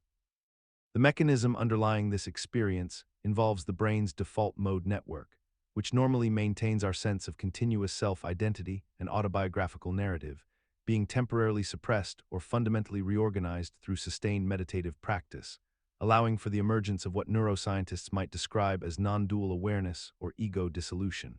a state where the neural correlates of self-referential thinking temporarily cease their ordinary operations. The paradox that sustains this practice despite its profound counterintuitivity is that seekers report profound peace, meaning, and understanding emerging from this apparent annihilation, suggesting that the human drive toward transcendence and unity persists as one of our most fundamental psychological orientations, remaining largely unchanged even as our scientific understanding of consciousness itself continues to expand and evolve. In Homer's epics, the dead exist as thin, voiceless shadows dwelling in the underworld, pale imitations of their former selves, capable of speech only when granted temporary strength through ritual offerings of blood, and unable to experience genuine sensation or memory without this strange vital infusion from the living world. When Odysseus journeys to consult the prophet Tiresias, he must perform elaborate sacrifices, pouring libations and animal blood into trenches, because the shades cannot otherwise manifest enough presence to communicate their knowledge or recognition, existing in a kind of perpetual half-consciousness, aware yet isolated, present yet fundamentally absent. This peculiar condition mirrors what modern neuroscience reveals about memory formation and consciousness itself, where thoughts and recalled experiences require activation energy in the form of neural firing patterns, where the retrieval of information demands metabolic resources and the bridging of synaptic gaps through neurotransmitter release, much as those shadowy ancients required the material substance of blood to cross from their silent realm into intelligible speech. The Greeks intuited something profound about the threshold between consciousness and unconsciousness, about how identity and memory exist in a fragile state requiring continuous reinforcement and material engagement, and how without the proper neurochemical conditions, a person becomes trapped in a kind of wakeful sleep, present but unable to fully manifest their thoughts or recognize their own history. In the cosmological system of the Aztec civilization, warriors who died in battle or were sacrificed to the gods experienced a transformation so profound that it fundamentally altered their spiritual essence and eternal trajectory, a belief so widespread that it structured entire military campaigns and religious ceremonies across the empire. When these warriors fell in combat or ascended through ritual sacrifice on temple pyramids, their souls were believed to undergo a metamorphosis into butterfly beings, creatures of extraordinary lightness and radiance that would accompany the sun god Huitzilopochtli on his daily journey across the sky, an honor reserved exclusively for the bravest and most dedicated fighters of the Aztec nation. The Nahuatl word for butterfly, papillotl, became synonymous with celestial transformation and divine purpose, and warriors would spend their entire lives training with this ultimate reward in mind, understanding that their deaths held cosmic significance rather than representing mere biological cessation. This mythology emerged from the observable reality that butterflies, with their delicate wings and ethereal movements, seemed to embody qualities of transcendence and lightness that the physical human body could never achieve, making them the perfect metaphor for spirits liberated from material constraints. The Aztecs, observing how caterpillars disappeared into cocoons only to emerge as entirely different creatures with new forms and abilities, recognized in this biological process a template for their own beliefs about death and resurrection, a transformation so complete that it mirrored their theological understanding of the soul's journey beyond the earthly realm. What is remarkable about this persistent belief is how it provided psychological comfort and existential meaning to a warrior class that regularly faced death, transforming fear into purpose and making sacrifice feel like elevation rather than loss, a paradox that allowed an entire civilization to maintain intense military structures without the psychological collapse that might otherwise accompany constant mortality. Deep within the cosmology of the Hopi people exists the concept of the Sipapu, a sacred opening through which all humanity emerged from the underworld into the present world, a transition described in their creation narratives as a journey from darkness into light, from one state of being into another through a passage that connects the subterranean realms to the surface of existence. Sipapu emergence story speaks of multiple worlds that existed before this current one, each inhabited by humanity in different forms, each world eventually becoming corrupted or uninhabitable, requiring the people to ascend through the Sipapu opening to a new world above, guided by spiritual beings and aided by sacred ceremonies performed in underground ceremonial chambers called kivas, which themselves contain symbolic representations of the Sipapu as circular openings in their floors. The psychological mechanism operating within this mythology reflects humanity's deep-seated need to understand transformation and renewal, the anxiety about endings and the hope for new beginnings, the recognition that consciousness itself undergoes stages of development, and that crossing thresholds between states requires spiritual guidance and collective ritual, addressing fundamental human experiences of being born, dying, and transcending from ignorance into knowledge. Modern developmental psychology and neuroscience now recognize that consciousness genuinely does emerge through distinct stages, that neural development requires passage through different organizational phases, and that humans experience genuine psychological deaths and rebirths as they mature, encounter trauma, and integrate new understanding. Making the Sipapu emergence less a primitive fantasy and more an ancient articulation of processes we are only now documenting scientifically through brain imaging and consciousness studies. In the mythological landscape of ancient Finland, the Chultla River served as the final boundary between the living world and the realm of the dead, a dark waterway that souls were believed to cross as their last transition into the afterlife, and this river was said to flow through the underground kingdom of Chultla, a place neither entirely horrible nor entirely pleasant, but rather a neutral continuation of existence where the deceased would spend eternity in a state of quiet, diminished living. The ancient Finnish peoples, living in a harsh northern environment surrounded by countless actual waterways that shaped every aspect of their survival and migration patterns, naturally conceptualized death as a crossing, as a journey that required navigation through darkness and unknown terrain, much as a living person might need to cross a treacherous river to reach distant lands. And this metaphorical framework became so deeply embedded in their spiritual consciousness that it transformed into literal belief. The psychological mechanism underlying this mythology reflects a fundamental human need to impose order and structure upon the incomprehensible event of death, to imagine that the transition is not instantaneous or chaotic, but rather gradual and navigable, like any other journey one might undertake in life, which creates a comforting sense of continuity and recognizable process even in the face of ultimate unknowing. What is particularly fascinating is that despite the complete absence of any empirical evidence that such a river actually exists in any afterlife realm, despite our modern understanding of neurological cessation and the absence of conscious experience after death, we still maintain remarkably similar conceptual frameworks in contemporary culture, describing death as crossing over, moving on, passing away, or transitioning. Language that unconsciously mirrors the ancient Finnish metaphor of a boundary river, suggesting that even in our scientifically advanced age, we have not truly abandoned the deep need to visualize death as a crossing rather than a conclusion. Deep within the ancient Greek sanctuary at Eleusis, aspirants to the mysteries underwent a transformative ritual that remained shrouded in secrecy for nearly 2,000 years, so carefully guarded that those who participated took their experience to the grave, leaving behind only fragmentary accounts and tantalizing hints about what transpired within those sacred halls. The initiation process itself was structured in stages, beginning with preliminary purifications and culminating in the final revelation, likely involving the consumption of a specially prepared beverage called kykeon, a barley and water drink that may have contained psychoactive compounds derived from ergot fungus, which would induce profound alterations in consciousness and perception. Initiates reported experiencing visions of light, a sense of unity with the cosmos, relief from the fear of death, and a deeply personal encounter with the divine that transformed their understanding of existence and the afterlife, making them part of an exclusive community bound by shared experience and sacred silence.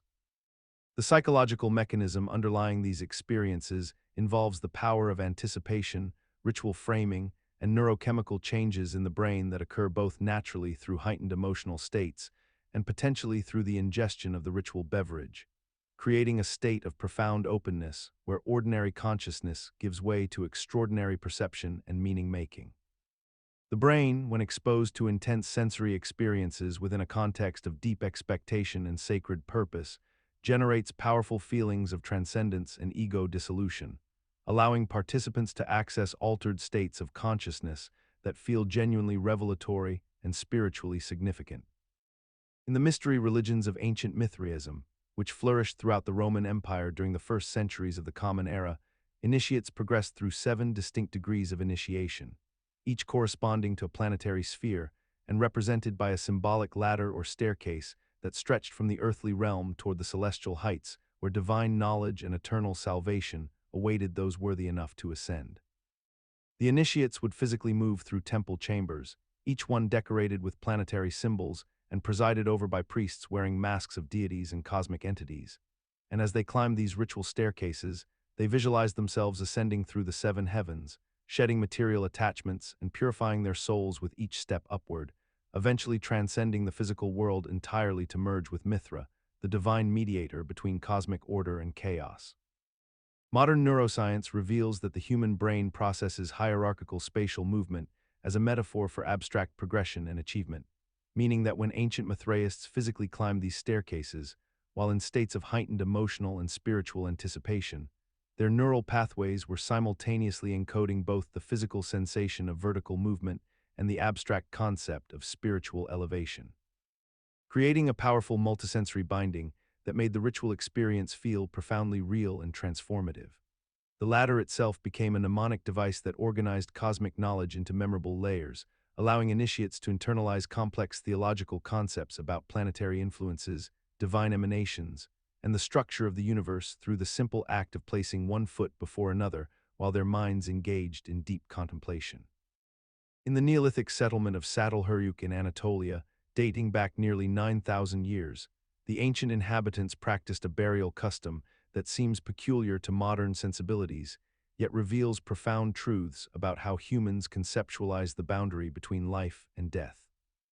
Rather than establishing separate burial grounds beyond the settlement, the people of Çatalhöyük interred their deceased directly beneath the floors and walls of their own dwellings, creating a domestic landscape where the living walked perpetually above the dead. Archaeological excavations have uncovered dozens of skeletal remains positioned beneath sleeping platforms, under hearths, and within the very structural walls that enclosed family groups, suggesting that death was not meant to separate the departed from the intimate spaces of home and daily routine. These burials were often accompanied by grave goods, pigments, and deliberately arranged positioning, indicating ritual significance and deliberate memorialization rather than casual disposal of the body. The practice reveals a psychological mechanism fundamentally different from modern Western attitudes toward death, one where the deceased remained integral to household life, their physical proximity serving as a constant reminder of continuity across the threshold of mortality. The living did not distance themselves from death, but rather integrated it into the architectural fabric of existence, perhaps reflecting a belief that ancestral presence protected and sanctified the home, or that the boundary between living and dead was permeable enough that separation was neither desirable nor necessary. Remarkably, modern humans continue to honor similar impulses when we keep cremated remains on mantelpieces, display ancestor photographs in prominent positions, or speak about ancestors watching over us. Yet we accomplish these connections without the physical cohabitation that seemed so natural to ancient peoples. In the ancient Vedic tradition of Hinduism, the Pitru realm represents a carefully structured afterlife dimension where the ancestors of the deceased dwell in states of relative comfort or mild suffering, depending upon the moral weight of their earthly actions and the quality of ritual observances performed by their living descendants. The Vedic texts describe this realm not as a permanent destination, but rather as a transitional space, a way station where souls accumulate merit or debt through the continued actions of their families, particularly through the performance of Shraddha ceremonies in which offerings of food, water, and prayers are made to honor and sustain the deceased. This cosmic arrangement creates an elaborate feedback loop between the living and the dead, where the descendants understand themselves as custodians responsible for the spiritual welfare of those who have passed, establishing a profound interconnection across the boundary that separates existence from non-existence. What makes this system psychologically compelling is the way it transforms grief and loss into purposeful action, converting the helplessness that survivors feel in the face of death into specific rituals and behaviors that provide both meaning and a sense of ongoing relationship with the departed, thus addressing the universal human difficulty of accepting finality and separation. The mechanism operates by giving shape to invisible processes, by suggesting that invisible forces respond to visible actions, by proposing that love expressed through ritual maintains connections that death cannot sever, and by offering the bereaved a way to feel that they are genuinely improving the condition of their ancestors through dedicated practice and remembrance. Among the driest deserts of South America, along the coasts of what is now Chile and Peru, the Chinchorro people developed one of humanity's oldest and most elaborate practices of preserving the dead, a tradition that emerged roughly 7,000 years before the Egyptian pyramids would ever touch the sky. And what makes this practice particularly fascinating is that it emerged not from religious doctrine or priestly authority, but from a profound and humble desire to keep their loved ones present within their daily lives, to maintain the physical body as an anchor to memory and continuity. The Chinchorro would carefully extract the organs and soft tissues from their deceased, replace them with plant materials and other natural substances, wrap the body in textiles and furs, paint the skin with red and black pigments in deliberate patterns, and then position these preserved forms in their homes and settlements as if the dead remained part of the community's ongoing existence. What propelled this behavior was a conceptual framework that saw death not as absolute separation, but as transformation, a shift in state rather than an elimination, and by maintaining the body's form and presence, the Chinchorro seemed to believe they could preserve the relationship itself, could continue to inhabit a shared space with those who had passed into another form of being.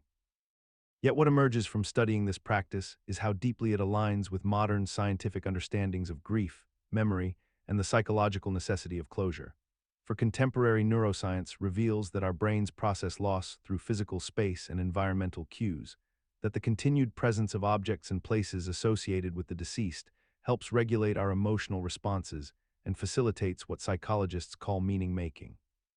And perhaps the Chinchorro had intuitively grasped something that science would only formalize millennia later.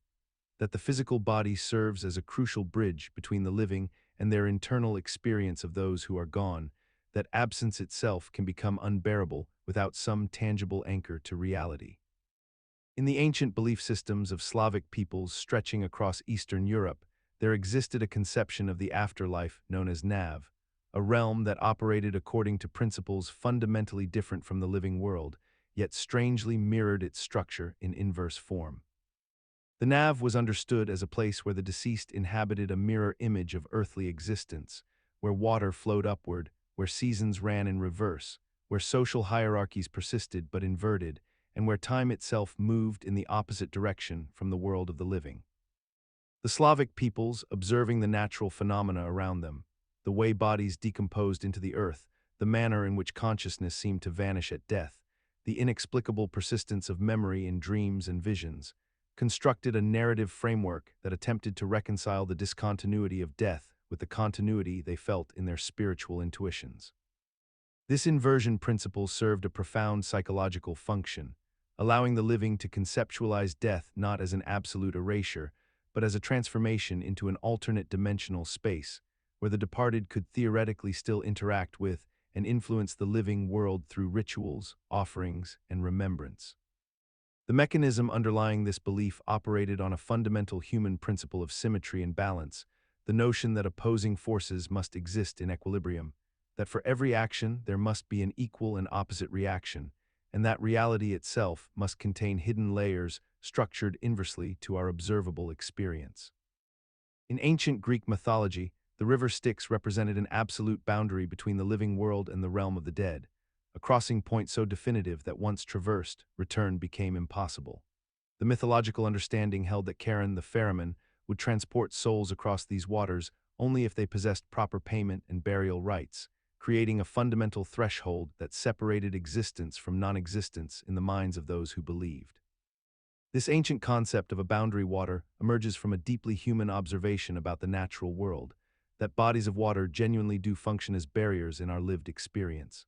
Rivers, straits, and channels have throughout human history marked genuine territorial limits, demarcation lines between civilizations, and crossing points that required intentional effort, sacrifice, and resources to traverse.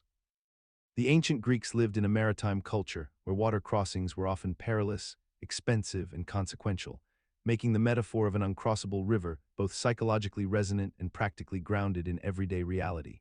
Modern neuroscience and psychology reveal that our brains construct meaning through spatial and geographical metaphors, and boundaries, whether literal or symbolic, create profound cognitive and emotional separation in our consciousness. The Styx functioned as an external representation of an internal psychological truth, that we experience death as a boundary so absolute and unchangeable that our minds struggle to conceive of it as anything other than a crossing into genuine otherness. What persists today, despite our scientific understanding of death as a biological cessation rather than a geographical transition, is this fundamental impulse to imagine death as somewhere rather than as nothing. We continue to speak of the departed as having gone somewhere, of them being in a better place or crossing over, language that unconsciously mirrors the ancient mythological framework even as we consciously reject its supernatural elements. The Etruscans, who flourished in central Italy from roughly the 8th to the 1st century before the Common Era, constructed elaborate underground chambers beneath the earth where they believed the deceased would continue to exist in a form remarkably similar to their living experience. And one of the most striking manifestations of this belief was the tradition of the tomb banquet, where stone sculptures of the dead were positioned in reclining poses around carved stone tables laden with representations of food and drink, eternal feasts frozen in stone and meant to sustain the departed through whatever existence awaited them beyond death.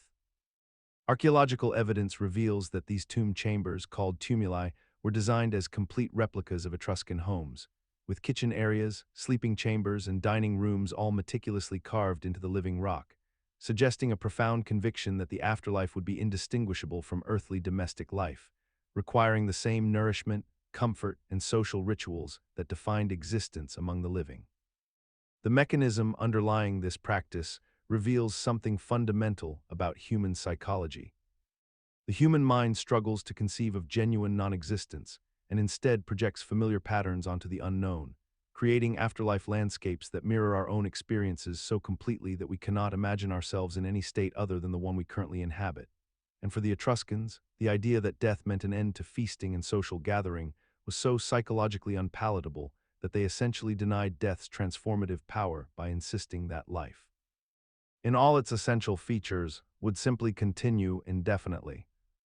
In the ancient Persian tradition of Zoroastrianism, practitioners constructed distinctive cylindrical stone structures called towers of silence, or dakmas, which served as elaborate funerary edifices designed to handle the disposition of the deceased in a manner that reflected their understanding of cosmic purity and spiritual transformation. Rather than burying bodies in the earth or cremating them in fire, Zoroastrians believed that both soil and flame held sacred significance and should not be contaminated by death. So they instead exposed their deceased loved ones atop these open-air towers where vultures and other carrion birds would consume the physical remains, allowing the body to return to the sky as a natural process of decomposition and dispersal. The towers themselves rose prominently above the landscape, creating a liminal space between the earthly realm and the heavens above, where the soul of the departed was believed to journey toward judgment and eventual placement in the cosmic order. Modern observers noting this practice have drawn unexpected parallels to contemporary cremation practices and sky burial traditions found in Tibetan Buddhism. Yet what proves fascinating from a psychological perspective is how this funeral method emerged from deeply rational observations about decomposition, purification, and the cycling of matter through natural systems. The Zoroastrians understood intuitively that flesh returns to elements, that carrion birds complete a necessary ecological function, and that keeping burial grounds uncontaminated served practical sanitary purposes in ancient times. Yet they clothed these observations in spiritual language about cosmic purity and divine design. The Guarani people of South America maintained for centuries a profound spiritual concept called Teviva, or the land without evil, a paradise that existed not in some distant heaven, but in a real geographical location believed to lie beyond the western horizon, a place where death did not exist, where crops never failed, where aging reversed itself, and where suffering simply could not take root in the soil or the human heart. Archaeological and anthropological evidence suggests that this belief system was so compelling, so deeply woven into the fabric of Guarani consciousness, that entire communities would undertake massive migrations lasting years or even decades, abandoning established settlements and walking toward the sunset in search of this earthly paradise. Driven by shamans who claimed direct communication with the spirit world and who promised that those who maintained ritual purity and faith would eventually arrive at the threshold of this impossible garden. The psychological mechanism underlying this phenomenon appears to operate through what we might call anticipatory reward processing, where the brain's promise prediction systems become so activated by the narrative of eventual escape from suffering that the present hardships of the migration itself become almost tolerable, reframed not as punishment, but as purification, as necessary trials that proved one's worthiness for the destination. The Guarani mind, structured by generations of oral tradition and shamanic knowledge, created a cultural consensus reality in which the land without evil was not metaphorical but cartographically real, a location that could theoretically be reached through correct action and proper spiritual alignment,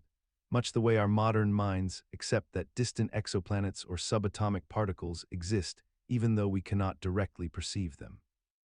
Among the Cherokee peoples of the southeastern woodlands, there existed a profound spiritual geography of the afterlife known as the Darkening Land, a realm positioned in the western direction where the sun descended each evening, a place understood not as punishment, but as a natural continuation of existence where the deceased would journey to rejoin their ancestors in a landscape that mirrored the living world yet existed in perpetual twilight. The Cherokee recognized that just as day inevitably surrendered to night through a process of observable, predictable darkening, so too would a human life naturally transition into another state of being, and this metaphorical connection between the daily solar cycle and the ultimate human transition speaks to a sophisticated understanding of natural rhythms and their psychological resonance with mortality itself. The Darkening Land was not feared as a place of torment or separation, but rather contemplated as a genuine destination where the deceased maintained their relationships, their social structures, and their capacity for purpose, much as modern neuroscience has begun to understand how the human brain persists in creating coherent narratives and social patterns, even as consciousness itself remains one of our deepest mysteries. What emerges from this ancient perspective is a recognition that humans across cultures have consistently used the most observable natural phenomena, the setting sun, the approach of darkness, the transition between day and night, as templates through which to process the incomprehensible boundary between existence and non-existence, suggesting that our need to map the unknowable onto the knowable remains constant, whether we are ancient peoples watching celestial mechanics or contemporary humans consuming scientific explanations for consciousness that often raise as many questions as they answer.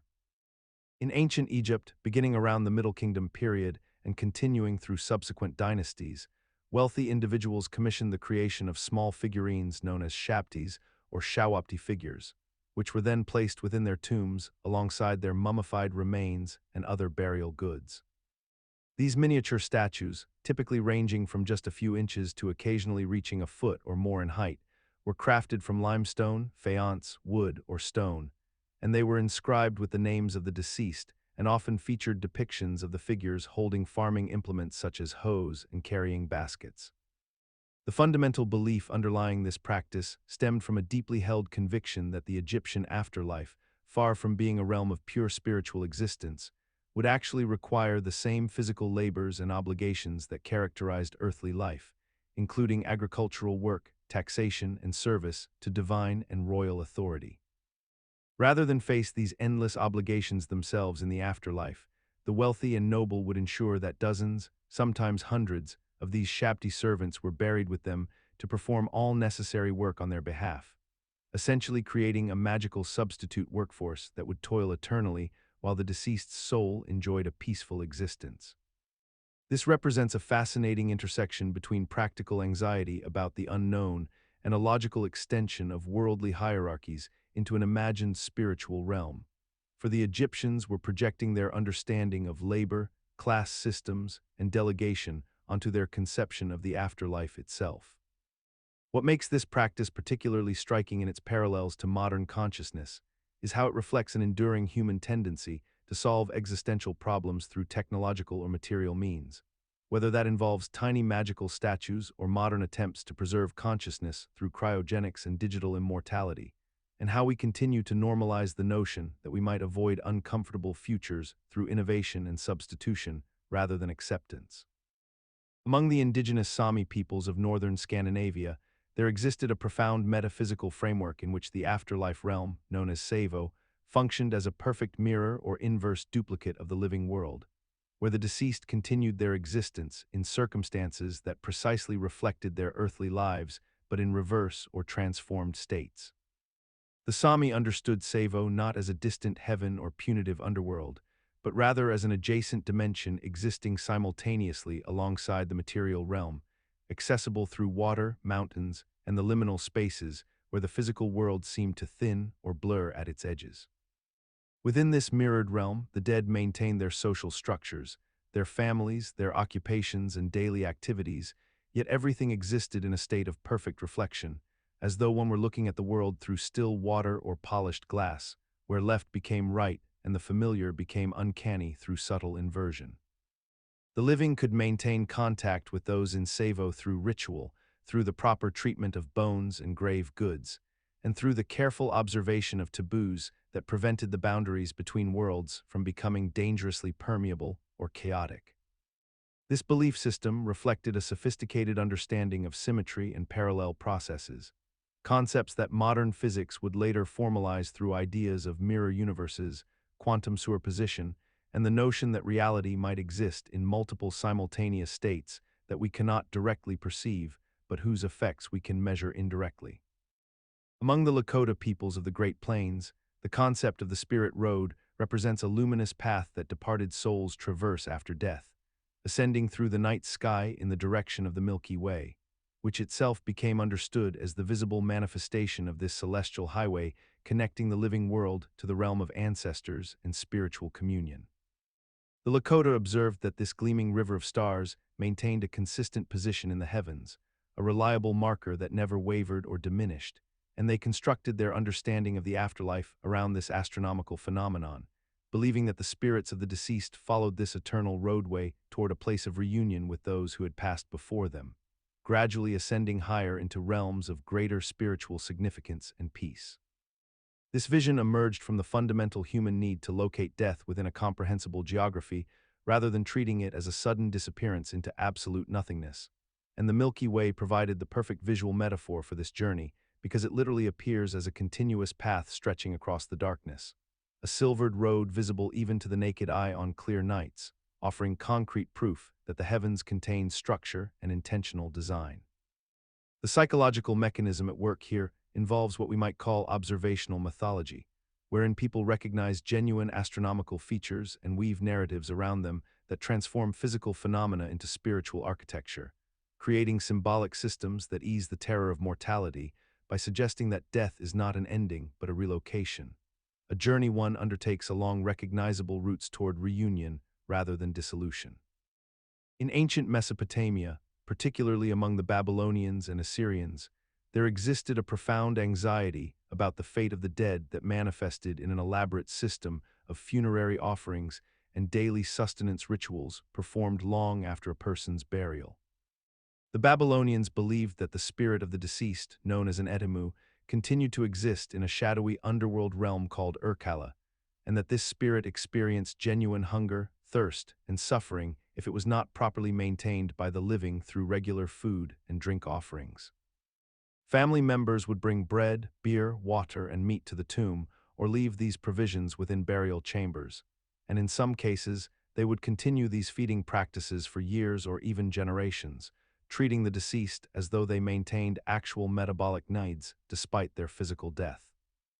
The underlying logic behind this practice emerged from a deeply rational observation about the nature of consciousness and memory. The Babylonians understood that the dead lived on in the minds of the living, and they reasoned that if a ghost could think, remember, and experience emotion, it must also experience hunger and thirst by the same logic.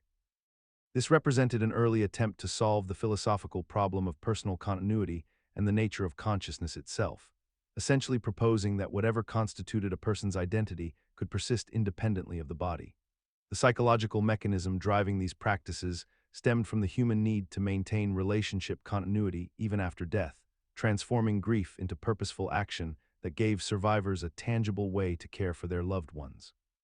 What is striking is how persistent this concept remained across centuries, even as philosophical understanding evolved, because the fundamental emotional need driving it remained constant. Deep within the Sahel region of Mali, the Dogon people have preserved for countless generations an intricate cosmology centered on celestial beings called the Naamo, described as amphibious creatures who descended from the star Sirius, bringing knowledge, agriculture, and divine instruction to early humanity, with ancient traditions holding that these beings would eventually return to Earth in a great cosmic renewal. A myth that has captivated modern scholars and scientists who note striking parallels between Dogon astronomical knowledge and contemporary discoveries about the Sirius star system, suggesting either an impossibly ancient contact event or a remarkable case of cultural memory preservation that transcends conventional understanding. The mechanism underlying this persistent belief operates through several interconnected psychological and cultural pathways. First, the human tendency to recognize patterns and assign agency to celestial phenomena creates a framework where unusual astronomical observations become naturalized as intentional visitations rather than random cosmic events. And second, the oral transmission of complex mathematical and astronomical information through mythological narrative allows cultures to encode genuine observational data within metaphorical language, preserving it across millennia in ways that resist the degradation that might occur through literal documentation. What makes the Naamo mythology particularly fascinating from a modern perspective is how it demonstrates humanity's ancient capacity for systematic sky observation and knowledge accumulation. Yet we persist in explaining such achievement through either supernatural intervention or cultural diffusion from imagined ancient contact, rather than simply acknowledging that prehistoric peoples possess the same intellectual capabilities and patient curiosity that drive contemporary astronomy,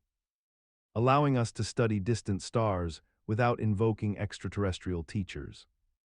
In the waning days of the Roman Republic, the statesman and philosopher Marcus Tullius Cicero composed a philosophical dialogue known as the Dream of Scipio, a vision attributed to the great military general Scipio Africanus the Younger, wherein the protagonist finds himself transported to the heavens and granted a cosmic perspective on the nature of existence itself. Within this elaborate dream narrative, Scipio encounters his adoptive grandfather, the elder Scipio Africanus, who appears as a luminous figure and proceeds to reveal the structure of the cosmos, showing him the Earth as a small and insignificant sphere orbiting through concentric rings of celestial bodies, each producing harmonious musical tones as they move through space in their eternal dance, a concept that would later influence medieval and Renaissance understandings of planetary motion. The dream describes how the souls of virtuous men, particularly those who serve the state with honor and wisdom, are granted a form of immortality in the celestial realms, where they experience perfect knowledge and eternal peace, freed from the corruption and pain of mortal existence. Cicero's framing of this vision as a dream allowed him to explore philosophical concepts about consciousness, the nature of the soul, and the possibility of an ordered universe governed by divine intelligence, presenting these ideas within a narrative structure that felt more palatable to Roman sensibilities than direct philosophical treatise. The psychological mechanism at work in such dreams relates to how the sleeping mind processes complex abstract concepts by converting them into visual, spatial, and narrative forms, allowing the dreamer to experience intellectual revelation through the symbolic language of vision rather than logical argument, a phenomenon that modern neuroscience recognizes as the brain's method of consolidating information and generating novel conceptual connections during rapid eye movement sleep. Among the Zulu people of South Africa, the Amadlozi, or ancestral spirits, were understood to inhabit a realm parallel to the living world, remaining actively engaged in the affairs of their descendants through whispers, dreams, and subtle interventions that shaped daily life and guided moral decisions across generations. The Amadlozi were not conceived as distant, ethereal presences confined to some remote heaven, but rather as immediate, invested members of the family unit who maintained keen interest in harvesting patterns, marriage arrangements, health outcomes, and the ethical conduct of their living relatives, watching carefully from a space described as existing alongside rather than above the material world. When misfortune befell a household, when illness struck without obvious cause or crops failed despite careful cultivation, the Zulu people understood these events not as random natural occurrences, but as potential messages or corrections from the ancestors, whose authority extended across the boundary between life and death with an almost bureaucratic precision. This persistent belief system functioned as an explanation for otherwise inexplicable suffering, a framework that transformed chaos into communication and rendered the invisible realm as logically functional as any administrative structure, thereby satisfying the human need to locate meaning and agency within suffering itself. The Amadlozi belief persists in many Zulu communities today despite the prevalence of medical science and rational explanation, coexisting comfortably alongside hospital visits and pharmaceutical treatments, suggesting that the psychological utility of ancestral presence transcends its metaphysical accuracy and continues to serve functions that purely material explanations cannot satisfy, providing continuity with identity, grounding for moral authority, and a profound sense that the people we love never truly abandon us.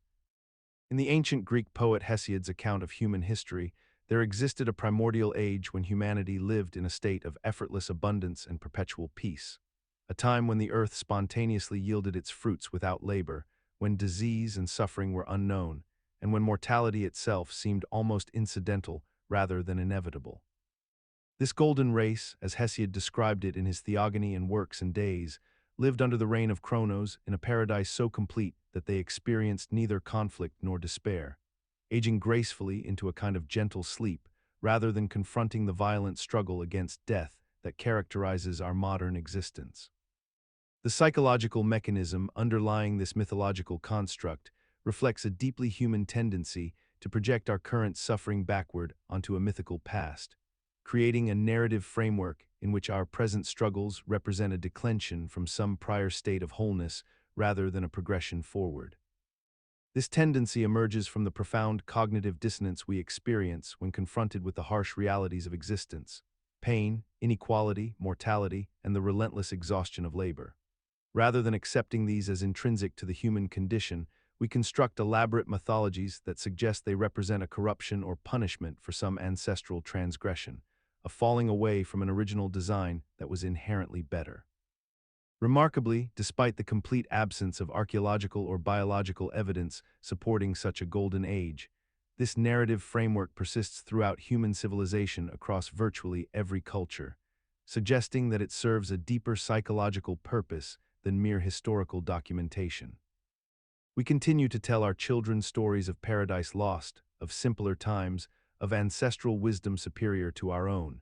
even as we simultaneously recognize that modern medicine, technology, and social structures have objectively reduced human suffering in countless measurable ways. Deep beneath the mesas of the American Southwest, the ancestral pueblones constructed circular ceremonial chambers known as kivas, spaces that descended below ground level and opened to the sky through a central opening, creating an architectural threshold between the world of the living and the realm of the ancestors and spirits.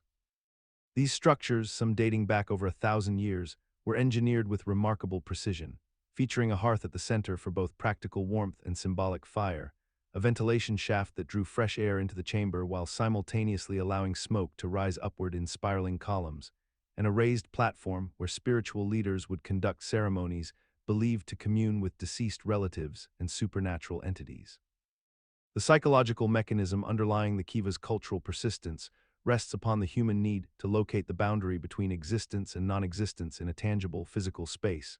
to transform abstract concepts of death and the afterlife into something architectural and knowable, something that could be entered and exited, descended into and returned from, thereby collapsing the anxiety of spiritual uncertainty into the comforting geometry of stone and earth.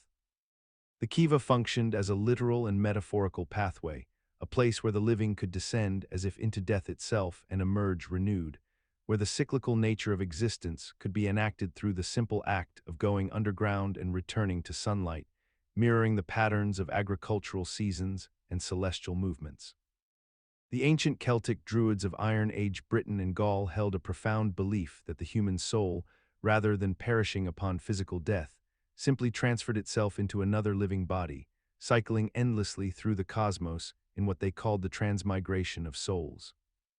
This doctrine was so central to their worldview that Celtic warriors would reportedly march into battle with fearless abandon, knowing that death was merely an interruption rather than a termination, and that their essential consciousness would awaken anew in another form, perhaps as a nobleman in the next generation, or even as an animal of noble bearing.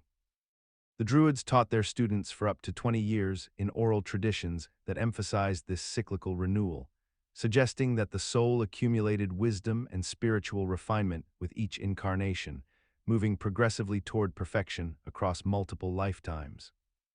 What makes this belief psychologically compelling is how it addresses the fundamental human terror of non-existence by proposing a mechanism of continuation that requires no intervention from external deities, no judgment, and no heaven or hell, but rather a natural law operating within the fabric of existence itself. The mind gravitates toward such explanations because they transform death from an absolute ending into a transition, from darkness into merely a different chapter, which provides both comfort and a framework for understanding apparent injustices and suffering in the present life as consequences or learning opportunities from previous incarnations. Modern consciousness studies, quantum biology, and even secular discussions of panpsychism occasionally echo these ancient intuitions without explicitly acknowledging them, as researchers grapple with questions about the nature of consciousness and whether information can be truly lost or merely redistributed throughout the universe. In the 5th century before the Common Era, the Greek poet Pindar described a vision of the afterlife that diverged sharply from the gloomy underworld of Homer's imagination, proposing instead the existence of the Blessed Isles, remote islands situated at the edges of the known world where virtuous souls enjoyed eternal rest and perfect contentment in perpetual spring and abundant harvests, forever freed from the suffering and labor that defined mortal existence. These islands were not heaven in the Christian sense, nor were they reserved exclusively for the gods, but rather they represented a space of meritocratic reward where heroes, athletes, and the morally righteous could expect to spend eternity in a state of sublime ease, surrounded by music and beauty and the companionship of other noble souls. The psychological mechanism underlying this vision operated on a fundamental human need to believe that virtue carries inherent cosmic consequence, that goodness is not merely its own reward, but that it accrues measurable value in some celestial ledger maintained by forces beyond human perception, and that the injustices and hardships endured in life would be precisely balanced through supernatural compensation after death. This mythology functioned as a powerful behavioral incentive in ancient societies, motivating adherents to civic virtue and athletic excellence by suggesting that fame, integrity, and courage were not merely celebrated during life, but would guarantee an eternity of bliss. In ancient Rome, the concept of the manes represented the collective spirits of deceased ancestors, believed to exist in a shadowy realm beneath the earth, neither fully alive nor completely dissolved into non-existence. The Romans maintained elaborate rituals to appease these spirits, particularly during the festival of Parentalia in February, when families would visit tomb sites, leave offerings of flowers and wine, and speak directly to the departed as though they maintained some form of consciousness and awareness of the living world. These weren't vengeful demons or tormented souls undergoing punishment, but rather a kind of spiritual residue that retained connection to their former families and required ongoing acknowledgement and sustenance through ceremonial acts and remembrance. The Romans understood the manes as a category of being that occupied an intermediate state, persisting in a form of existence that demanded recognition and respect from those who inherited their bloodlines and family names.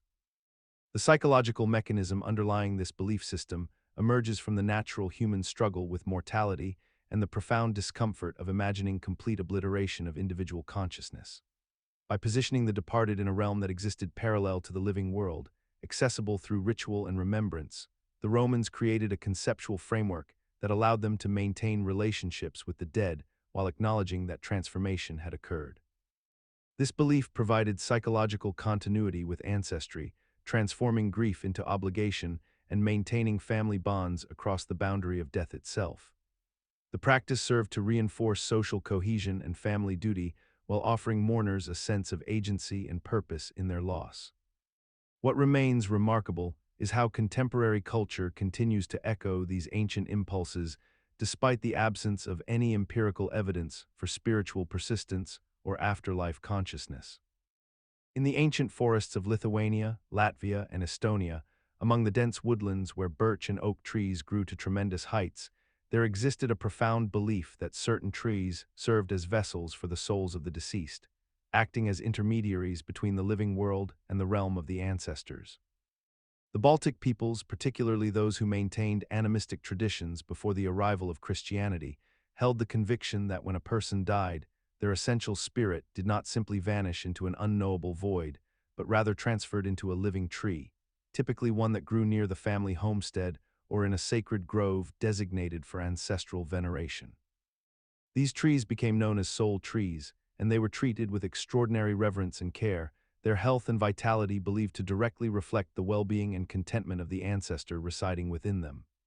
Should a tree sicken or show signs of decline, families would interpret this as a message from their deceased relative, perhaps expressing displeasure or requiring some form of ritual appeasement or offering.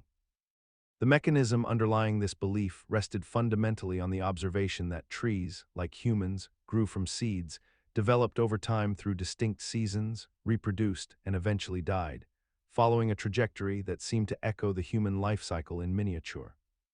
Furthermore, trees provided sustenance and shelter to the living, much as ancestors provided protection and guidance from beyond death, creating a natural metaphorical association between the enduring nature of wood and the supposed permanence of the soul.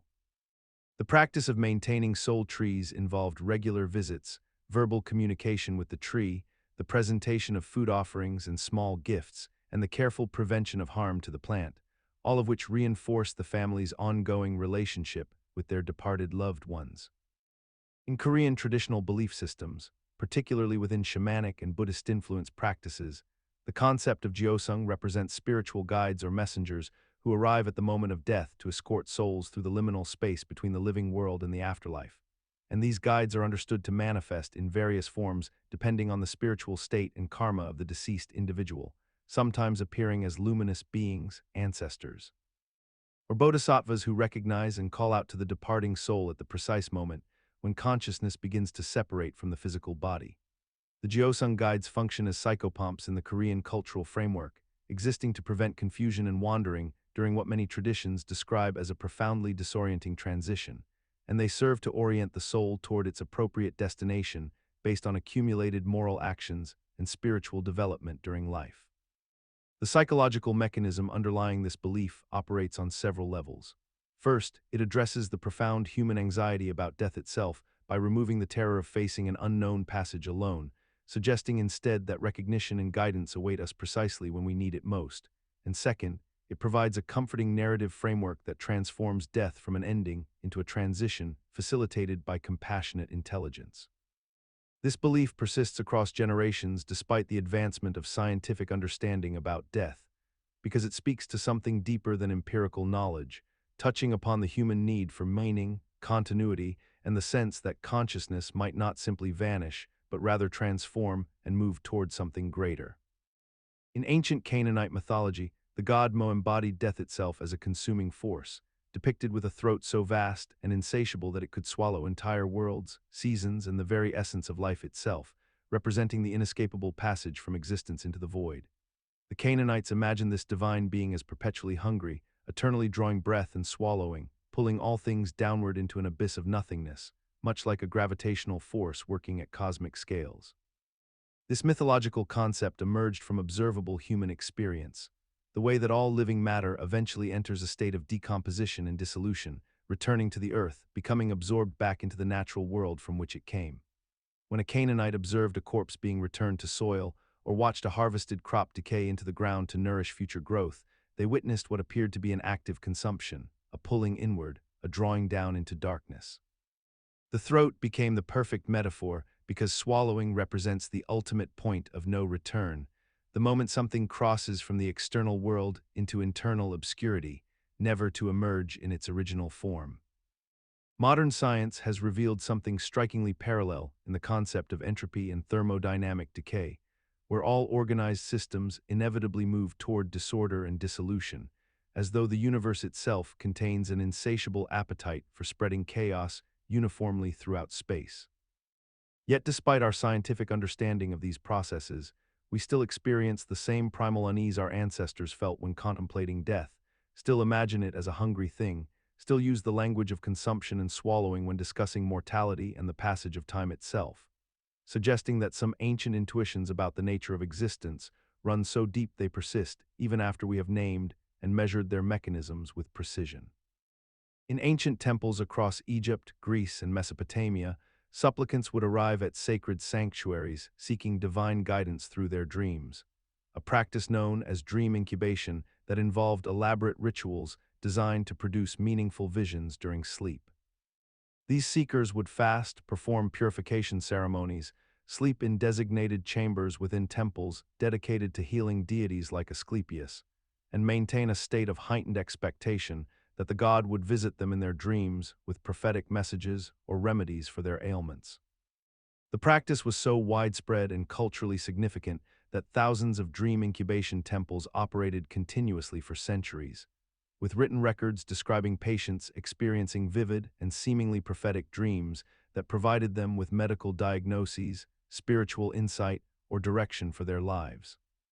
What makes this ancient practice remarkably relevant to modern sleep science is that it unconsciously leveraged several well-documented psychological and neurological phenomena that we now understand through careful study and empirical research. The deliberate preparation of the mind before sleep, the heightened expectation and emotional investment, the fasting that alters brain chemistry, and the suggestion embedded within the sacred environment all work together to increase the vividness of dreams, enhance dream recall upon waking, and make dream content feel more personally meaningful and applicable to the dreamer's concerns. When we examine the mechanism through modern neuroscience, we recognize that expectation itself becomes a kind of self-fulfilling prophecy within the dream state. The brain that is primed to find meaning, solution, and divine message will tend to construct dreams that appear to contain exactly those elements. Among the ancient Phoenician peoples who inhabited the Mediterranean coasts of what is now Lebanon and Syria, there existed a profound belief in the reshape, a category of ancestral spirits or shades that lingered in a shadowy realm between the living world and complete non-existence, dwelling in a place that was neither fully material nor entirely spiritual. The Rephaim were understood to be the remnants of deceased ancestors, particularly those of significant status or power, who retained a form of consciousness and agency despite their physical death, and who could be called upon through ritual invocations and offerings of food and wine to provide counsel, protection, or warnings to their living descendants. The Phoenicians conceived of these shades as existing in a state of diminished but persistent awareness, neither tormented nor blessed, but rather suspended in a gray realm of semi-consciousness, where they maintained faint connections to the living world through memory and familial bonds. What is remarkable about this conception is how it emerged from the observable phenomenon of memory and grief itself. When a person dies, their physical absence is absolute, yet their presence in the minds and hearts of the living remains undeniably real, and the Phoenicians essentially projected this psychological reality into a metaphysical framework, creating a realm where the dead could continue to exist as impressions, influences, and sources of ancestral wisdom. The mechanism underlying this belief reflects a fundamental truth about human consciousness. We cannot easily accept that someone we have known and loved simply ceases to exist entirely, and the boundary between existing in memory and existing as a shade becomes philosophically blurry when examined closely. Modern neuroscience would describe this as the persistent activation of neural patterns associated with deceased individuals, yet the Phoenician model captures something that pure materialism sometimes overlooks, that influence and presence operate on multiple levels beyond the purely physical. The Incan civilization developed a profound understanding of community and kinship that extended far beyond the living members of their society, creating what anthropologists call the Ilu system, a social and spiritual unit organized around the belief that deceased ancestors remained active participants in the collective life of their people. Within this framework, the boundaries between the living and the dead were remarkably permeable, with the assumption that lineage groups persisted as continuous entities across generations, bound together by shared blood, shared land, and shared obligations that transcended the individual mortal lifespan. The deceased were not relegated to a distant afterlife realm, but rather maintained their place within the community, receiving food offerings during festivals, being consulted for important decisions, and continuing to hold property and social standing within the kinship structure, functioning as what might be understood as extended family members whose physical absence did not diminish their social presence or responsibility. This conceptual framework operated on the logic that identity itself was not an individual phenomenon, but rather a collective inheritance passed down through bloodlines, meaning that the Ilu as a whole represented something far more permanent than any single person, and that maintaining continuity with ancestors was therefore essential to maintaining the continuity of the group itself. The psychological mechanism underlying this belief system appears rooted in the human tendency to seek permanence and transcendence through connection to something larger than oneself, to transform the anxiety of personal mortality into a sense of belonging to an enduring collective that survives beyond any individual death. In the mountainous regions of the Basque Country, spanning the border between Spain and France, there exists a deeply rooted mythological figure known as Mari, a powerful feminine deity who is believed to dwell within vast underground cavern systems, emerging only during specific times of year to bless or curse the lands above with weather patterns that would determine the prosperity or ruin of local communities. The mythology surrounding Mari describes her as inhabiting eternal chambers beneath the earth, spaces that early Basque peoples conceived as mirror inversions of their own world, complete with halls and passages that extended deeper than any human could possibly travel, yet somehow connected to the visible landscape through mysterious openings and hidden entrances that shepherds and travelers occasionally glimpsed during their journeys across the peaks. The psychological mechanism that sustained this belief system operated on several interconnected levels. First, the genuine geological reality of limestone caverns and underground rivers that truly did honeycomb the Basque landscape created a tangible foundation for spiritual explanations about where weather originated, since the movement of air through cave systems produces observable wind and moisture patterns that ancient peoples could witness but not scientifically explain, leading them to conceptualize these natural phenomena as evidence of an intelligent being controlling the elements from below.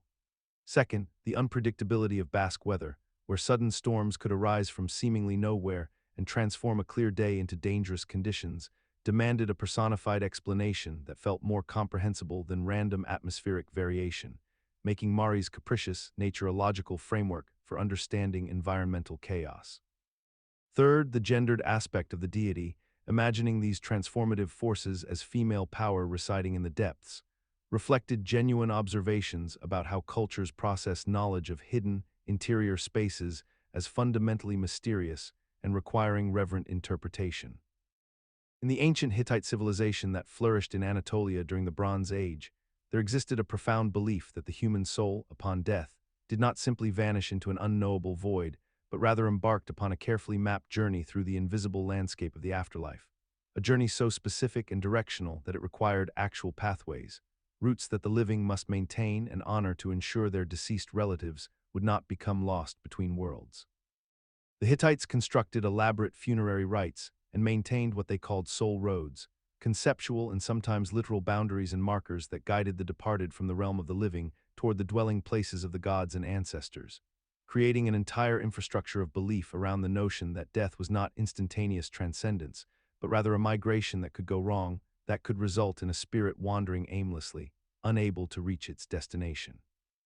This belief emerged from a deeply human anxiety about loss and discontinuity, the fear that consciousness, that inexplicable spark of identity we experience every waking moment, would somehow become confused or fragmented without proper guidance, and the Hittites rationalized this fear by mapping the unmappable, by treating invisible pathways with the same practical attention they devoted to the roads connecting their actual cities. The psychological mechanism underlying this system reflects how humans instinctively impose order and structure onto phenomena we cannot directly perceive, how we create frameworks that make chaos feel manageable and purposeful, turning the terrifying randomness of death into a navigable journey with rules, checkpoints, and destinations. Deep beneath the arid plateau of Nazca in Peru, where the earth appears barren and lifeless under the intense desert sun, an intricate network of underground aqueducts known as Puquio's channels water from distant aquifers to the surface, creating fertile oases in one of the driest regions on Earth. The ancient Nazca people, who flourished between roughly 100 BCE and 800 CE, engineered these sophisticated irrigation systems by digging spiral-shaped wells that descended deep into the ground, following underground water sources with remarkable precision and patience, moving earth grain by grain across generations to create channels that would sustain their civilization. These puquios remain functional today, some still delivering water after more than 1,500 years of continuous operation, a testament to engineering that required no written specifications, no modern surveying tools, yet somehow achieved geometrical accuracy that archaeologists and hydraulic engineers continue to study with genuine puzzlement at how such precision was accomplished with ancient methods. The psychological and conceptual mechanism underlying this achievement reflects humanity's fundamental drive to deny environmental limitations through ingenuity and collective persistence, the ability to imagine abundance where scarcity appears absolute, and to commit labor across decades and centuries toward infrastructure that individual workers would never personally benefit from.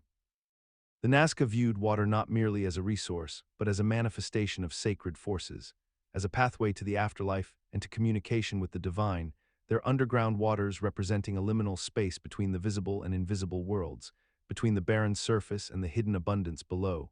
mirroring modern scientific understanding that matter and energy exist in forms we cannot perceive but know are present. Across the windswept steppes of Central Asia, from roughly the 9th century BCE through the 3rd century CE, the Scythian peoples practiced a burial ritual of remarkable complexity and expense that would puzzle observers for millennia to come. When a Scythian of sufficient status died, their body would be placed within a monumental burial mound called a kurgan, but the deceased would not journey alone into the afterlife. Instead, numerous horses would be selected, ritualistically killed, and interred alongside the human remains, sometimes numbering in the dozens, positioned as if standing guard or prepared for travel in whatever realm awaited beyond death. These were not aged or infirm animals, but rather strong, healthy specimens in their prime, suggesting that the Scythians genuinely believed these creatures possessed the capacity to continue serving their masters in an afterlife that functioned according to recognizable material rules. The horses were sometimes arranged in elaborate patterns, their bodies preserved through the frozen earth of the steppes, their harnesses and decorative trappings intact, indicating that the Scythians envisioned a destination requiring actual transportation, genuine combat potential, and the continuation of hierarchical relationships that defined earthly existence. This reveals a profoundly logical framework of thinking. If death is not an ending but a transition, then the deceased would require the same tools, companions, and resources they needed while alive, because the world beyond would operate under similar physical laws and social structures. The human mind, when confronting the terror of mortality, constructs afterlife mythologies that mirror observable reality rather than imagining something fundamentally different, because the known universe is the only template available. Among the Nahua peoples of ancient Mesoamerica, particularly the Aztecs, there existed a profound spiritual category known as the Cihuateteo, which translates to divine women or eagle women, representing the souls of women who died in childbirth. These spirits were believed to descend from the heavens during certain times of the year, particularly during the dry season, to wander the earthly realm in a state between worlds, neither fully alive nor completely departed, existing in a liminal space that defied the ordinary boundaries of mortality and existence. The Nahua people understood these entities as powerful, often dangerous presences that could bring both fertility and devastation to the living world, capable of causing illness, particularly in children, and of influencing the fertility of crops and the success of hunts. Women who perished during labor were accorded a status equal to that of warriors who fell in battle, suggesting a cultural recognition of the tremendous physical and existential sacrifice that childbirth represented within their society. The fear and reverence surrounding the Cihuateteo stemmed from the very real and traumatic experiences of maternal mortality, a phenomenon that claimed numerous women throughout their reproductive years, creating a genuine psychological and social wound within communities that witnessed these losses repeatedly across generations. The spiritual explanation for these deaths emerged naturally from attempts to understand and process grief, transforming the incomprehensible tragedy of maternal death into a framework where these women achieved a form of transcendence and power, allowing survivors to maintain a psychological connection with the deceased while also managing the genuine dangers that unattended childbirth and infection actually pose to living mothers and infants. In Vietnamese homes across generations and continents, a wooden shelf or table occupies a place of profound reverence, typically positioned in the most prominent room where family members gather, adorned with photographs of the deceased arranged in careful order, surrounded by offerings of incense, fruit, flowers, and rice that are refreshed with ritualistic precision according to lunar calendars and specific occasions throughout the year. These ancestor altars represent far more than decorative furniture or sentimental reminders, functioning instead as active communication portals through which the living maintain ongoing relationships with those who have passed, based on the deeply held belief that ancestors continue to exist in a realm parallel to our own, watching over their descendants, influencing family fortune,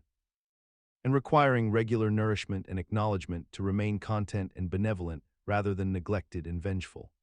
The practice emerges from a conceptual framework that treats death not as an absolute cessation, but as a transition into a different mode of existence where consciousness persists, memory endures, and familial bonds transcend the biological barrier that we typically recognize as final and absolute.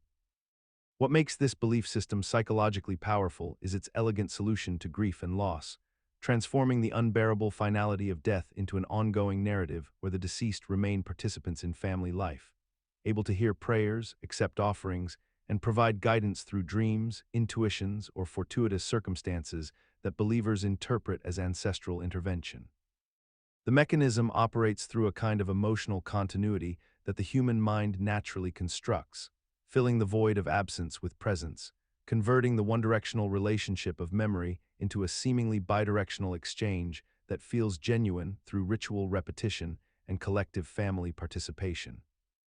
Among the indigenous Ainu people of Japan, the concept of kami masu represents a realm where the spirits of the deceased ascend to join the kami, the divine beings who govern natural forces and human existence, existing in a parallel dimension that mirrors our own world yet operates according to entirely different physical laws where time flows differently. Resources remain abundant, and the suffering that characterizes earthly life dissolves completely into a state of eternal harmony. The Ainu did not view death as an ending, but as a transformation into a state of existence that required the living to maintain relationships with their ancestors through rituals, offerings, and careful adherence to sacred protocols. Believing that the boundary between the living world and Kami Masir remained permeable, and that neglect or disrespect toward the deceased could result in their spirits becoming vengeful and returning to cause illness or misfortune among the living. This belief emerged from the fundamental human struggle with grief and loss, a psychological mechanism wherein cultures construct elaborate frameworks to maintain connection with those who have departed, allowing the bereaved to process their emotional pain by establishing an ongoing relationship with the deceased rather than experiencing the finality of absolute separation. The Ainu incorporated this worldview into their daily practices through Ayamante ceremonies, intricate rituals where bare spirits were honored as intermediaries between worlds, and through careful observation of taboos surrounding death, all of which provided structure and meaning to the incomprehensible randomness of mortality, while simultaneously creating a social cohesion around shared spiritual responsibility. Imagine prisoners chained in a cave since childhood, able only to face a stone wall upon which shadows dance and flicker, cast by a fire burning behind them and objects carried past that fire by unseen handlers. And these prisoners, knowing nothing but these shadows, would believe the shadows to be the totality of reality itself, until one prisoner breaks free and turns to see the fire, then ventures further into the daylight above, where the sun itself illuminates all that he thought he understood. Plato's ancient allegory describes a journey from ignorance to knowledge, from comfortable illusion to harsh truth, and what emerges from this narrative is a profound psychological mechanism we might call graduated perception adjustment, wherein consciousness requires time and incremental exposure to assimilate radical shifts in understanding about the nature of reality.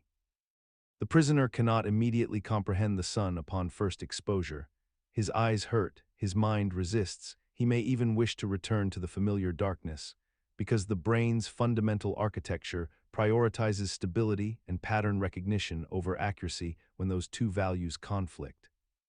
Modern neuroscience confirms this precisely through studies of neuroplasticity and cognitive dissonance, showing that our minds literally construct reality from neural patterns reinforced through repetition, and that encountering genuinely new information requires not just intellectual acceptance, but genuine rewiring of synaptic connections, a process that feels uncomfortable, even painful, which explains why enlightenment in ancient philosophy was so rarely sought and even more rarely completed.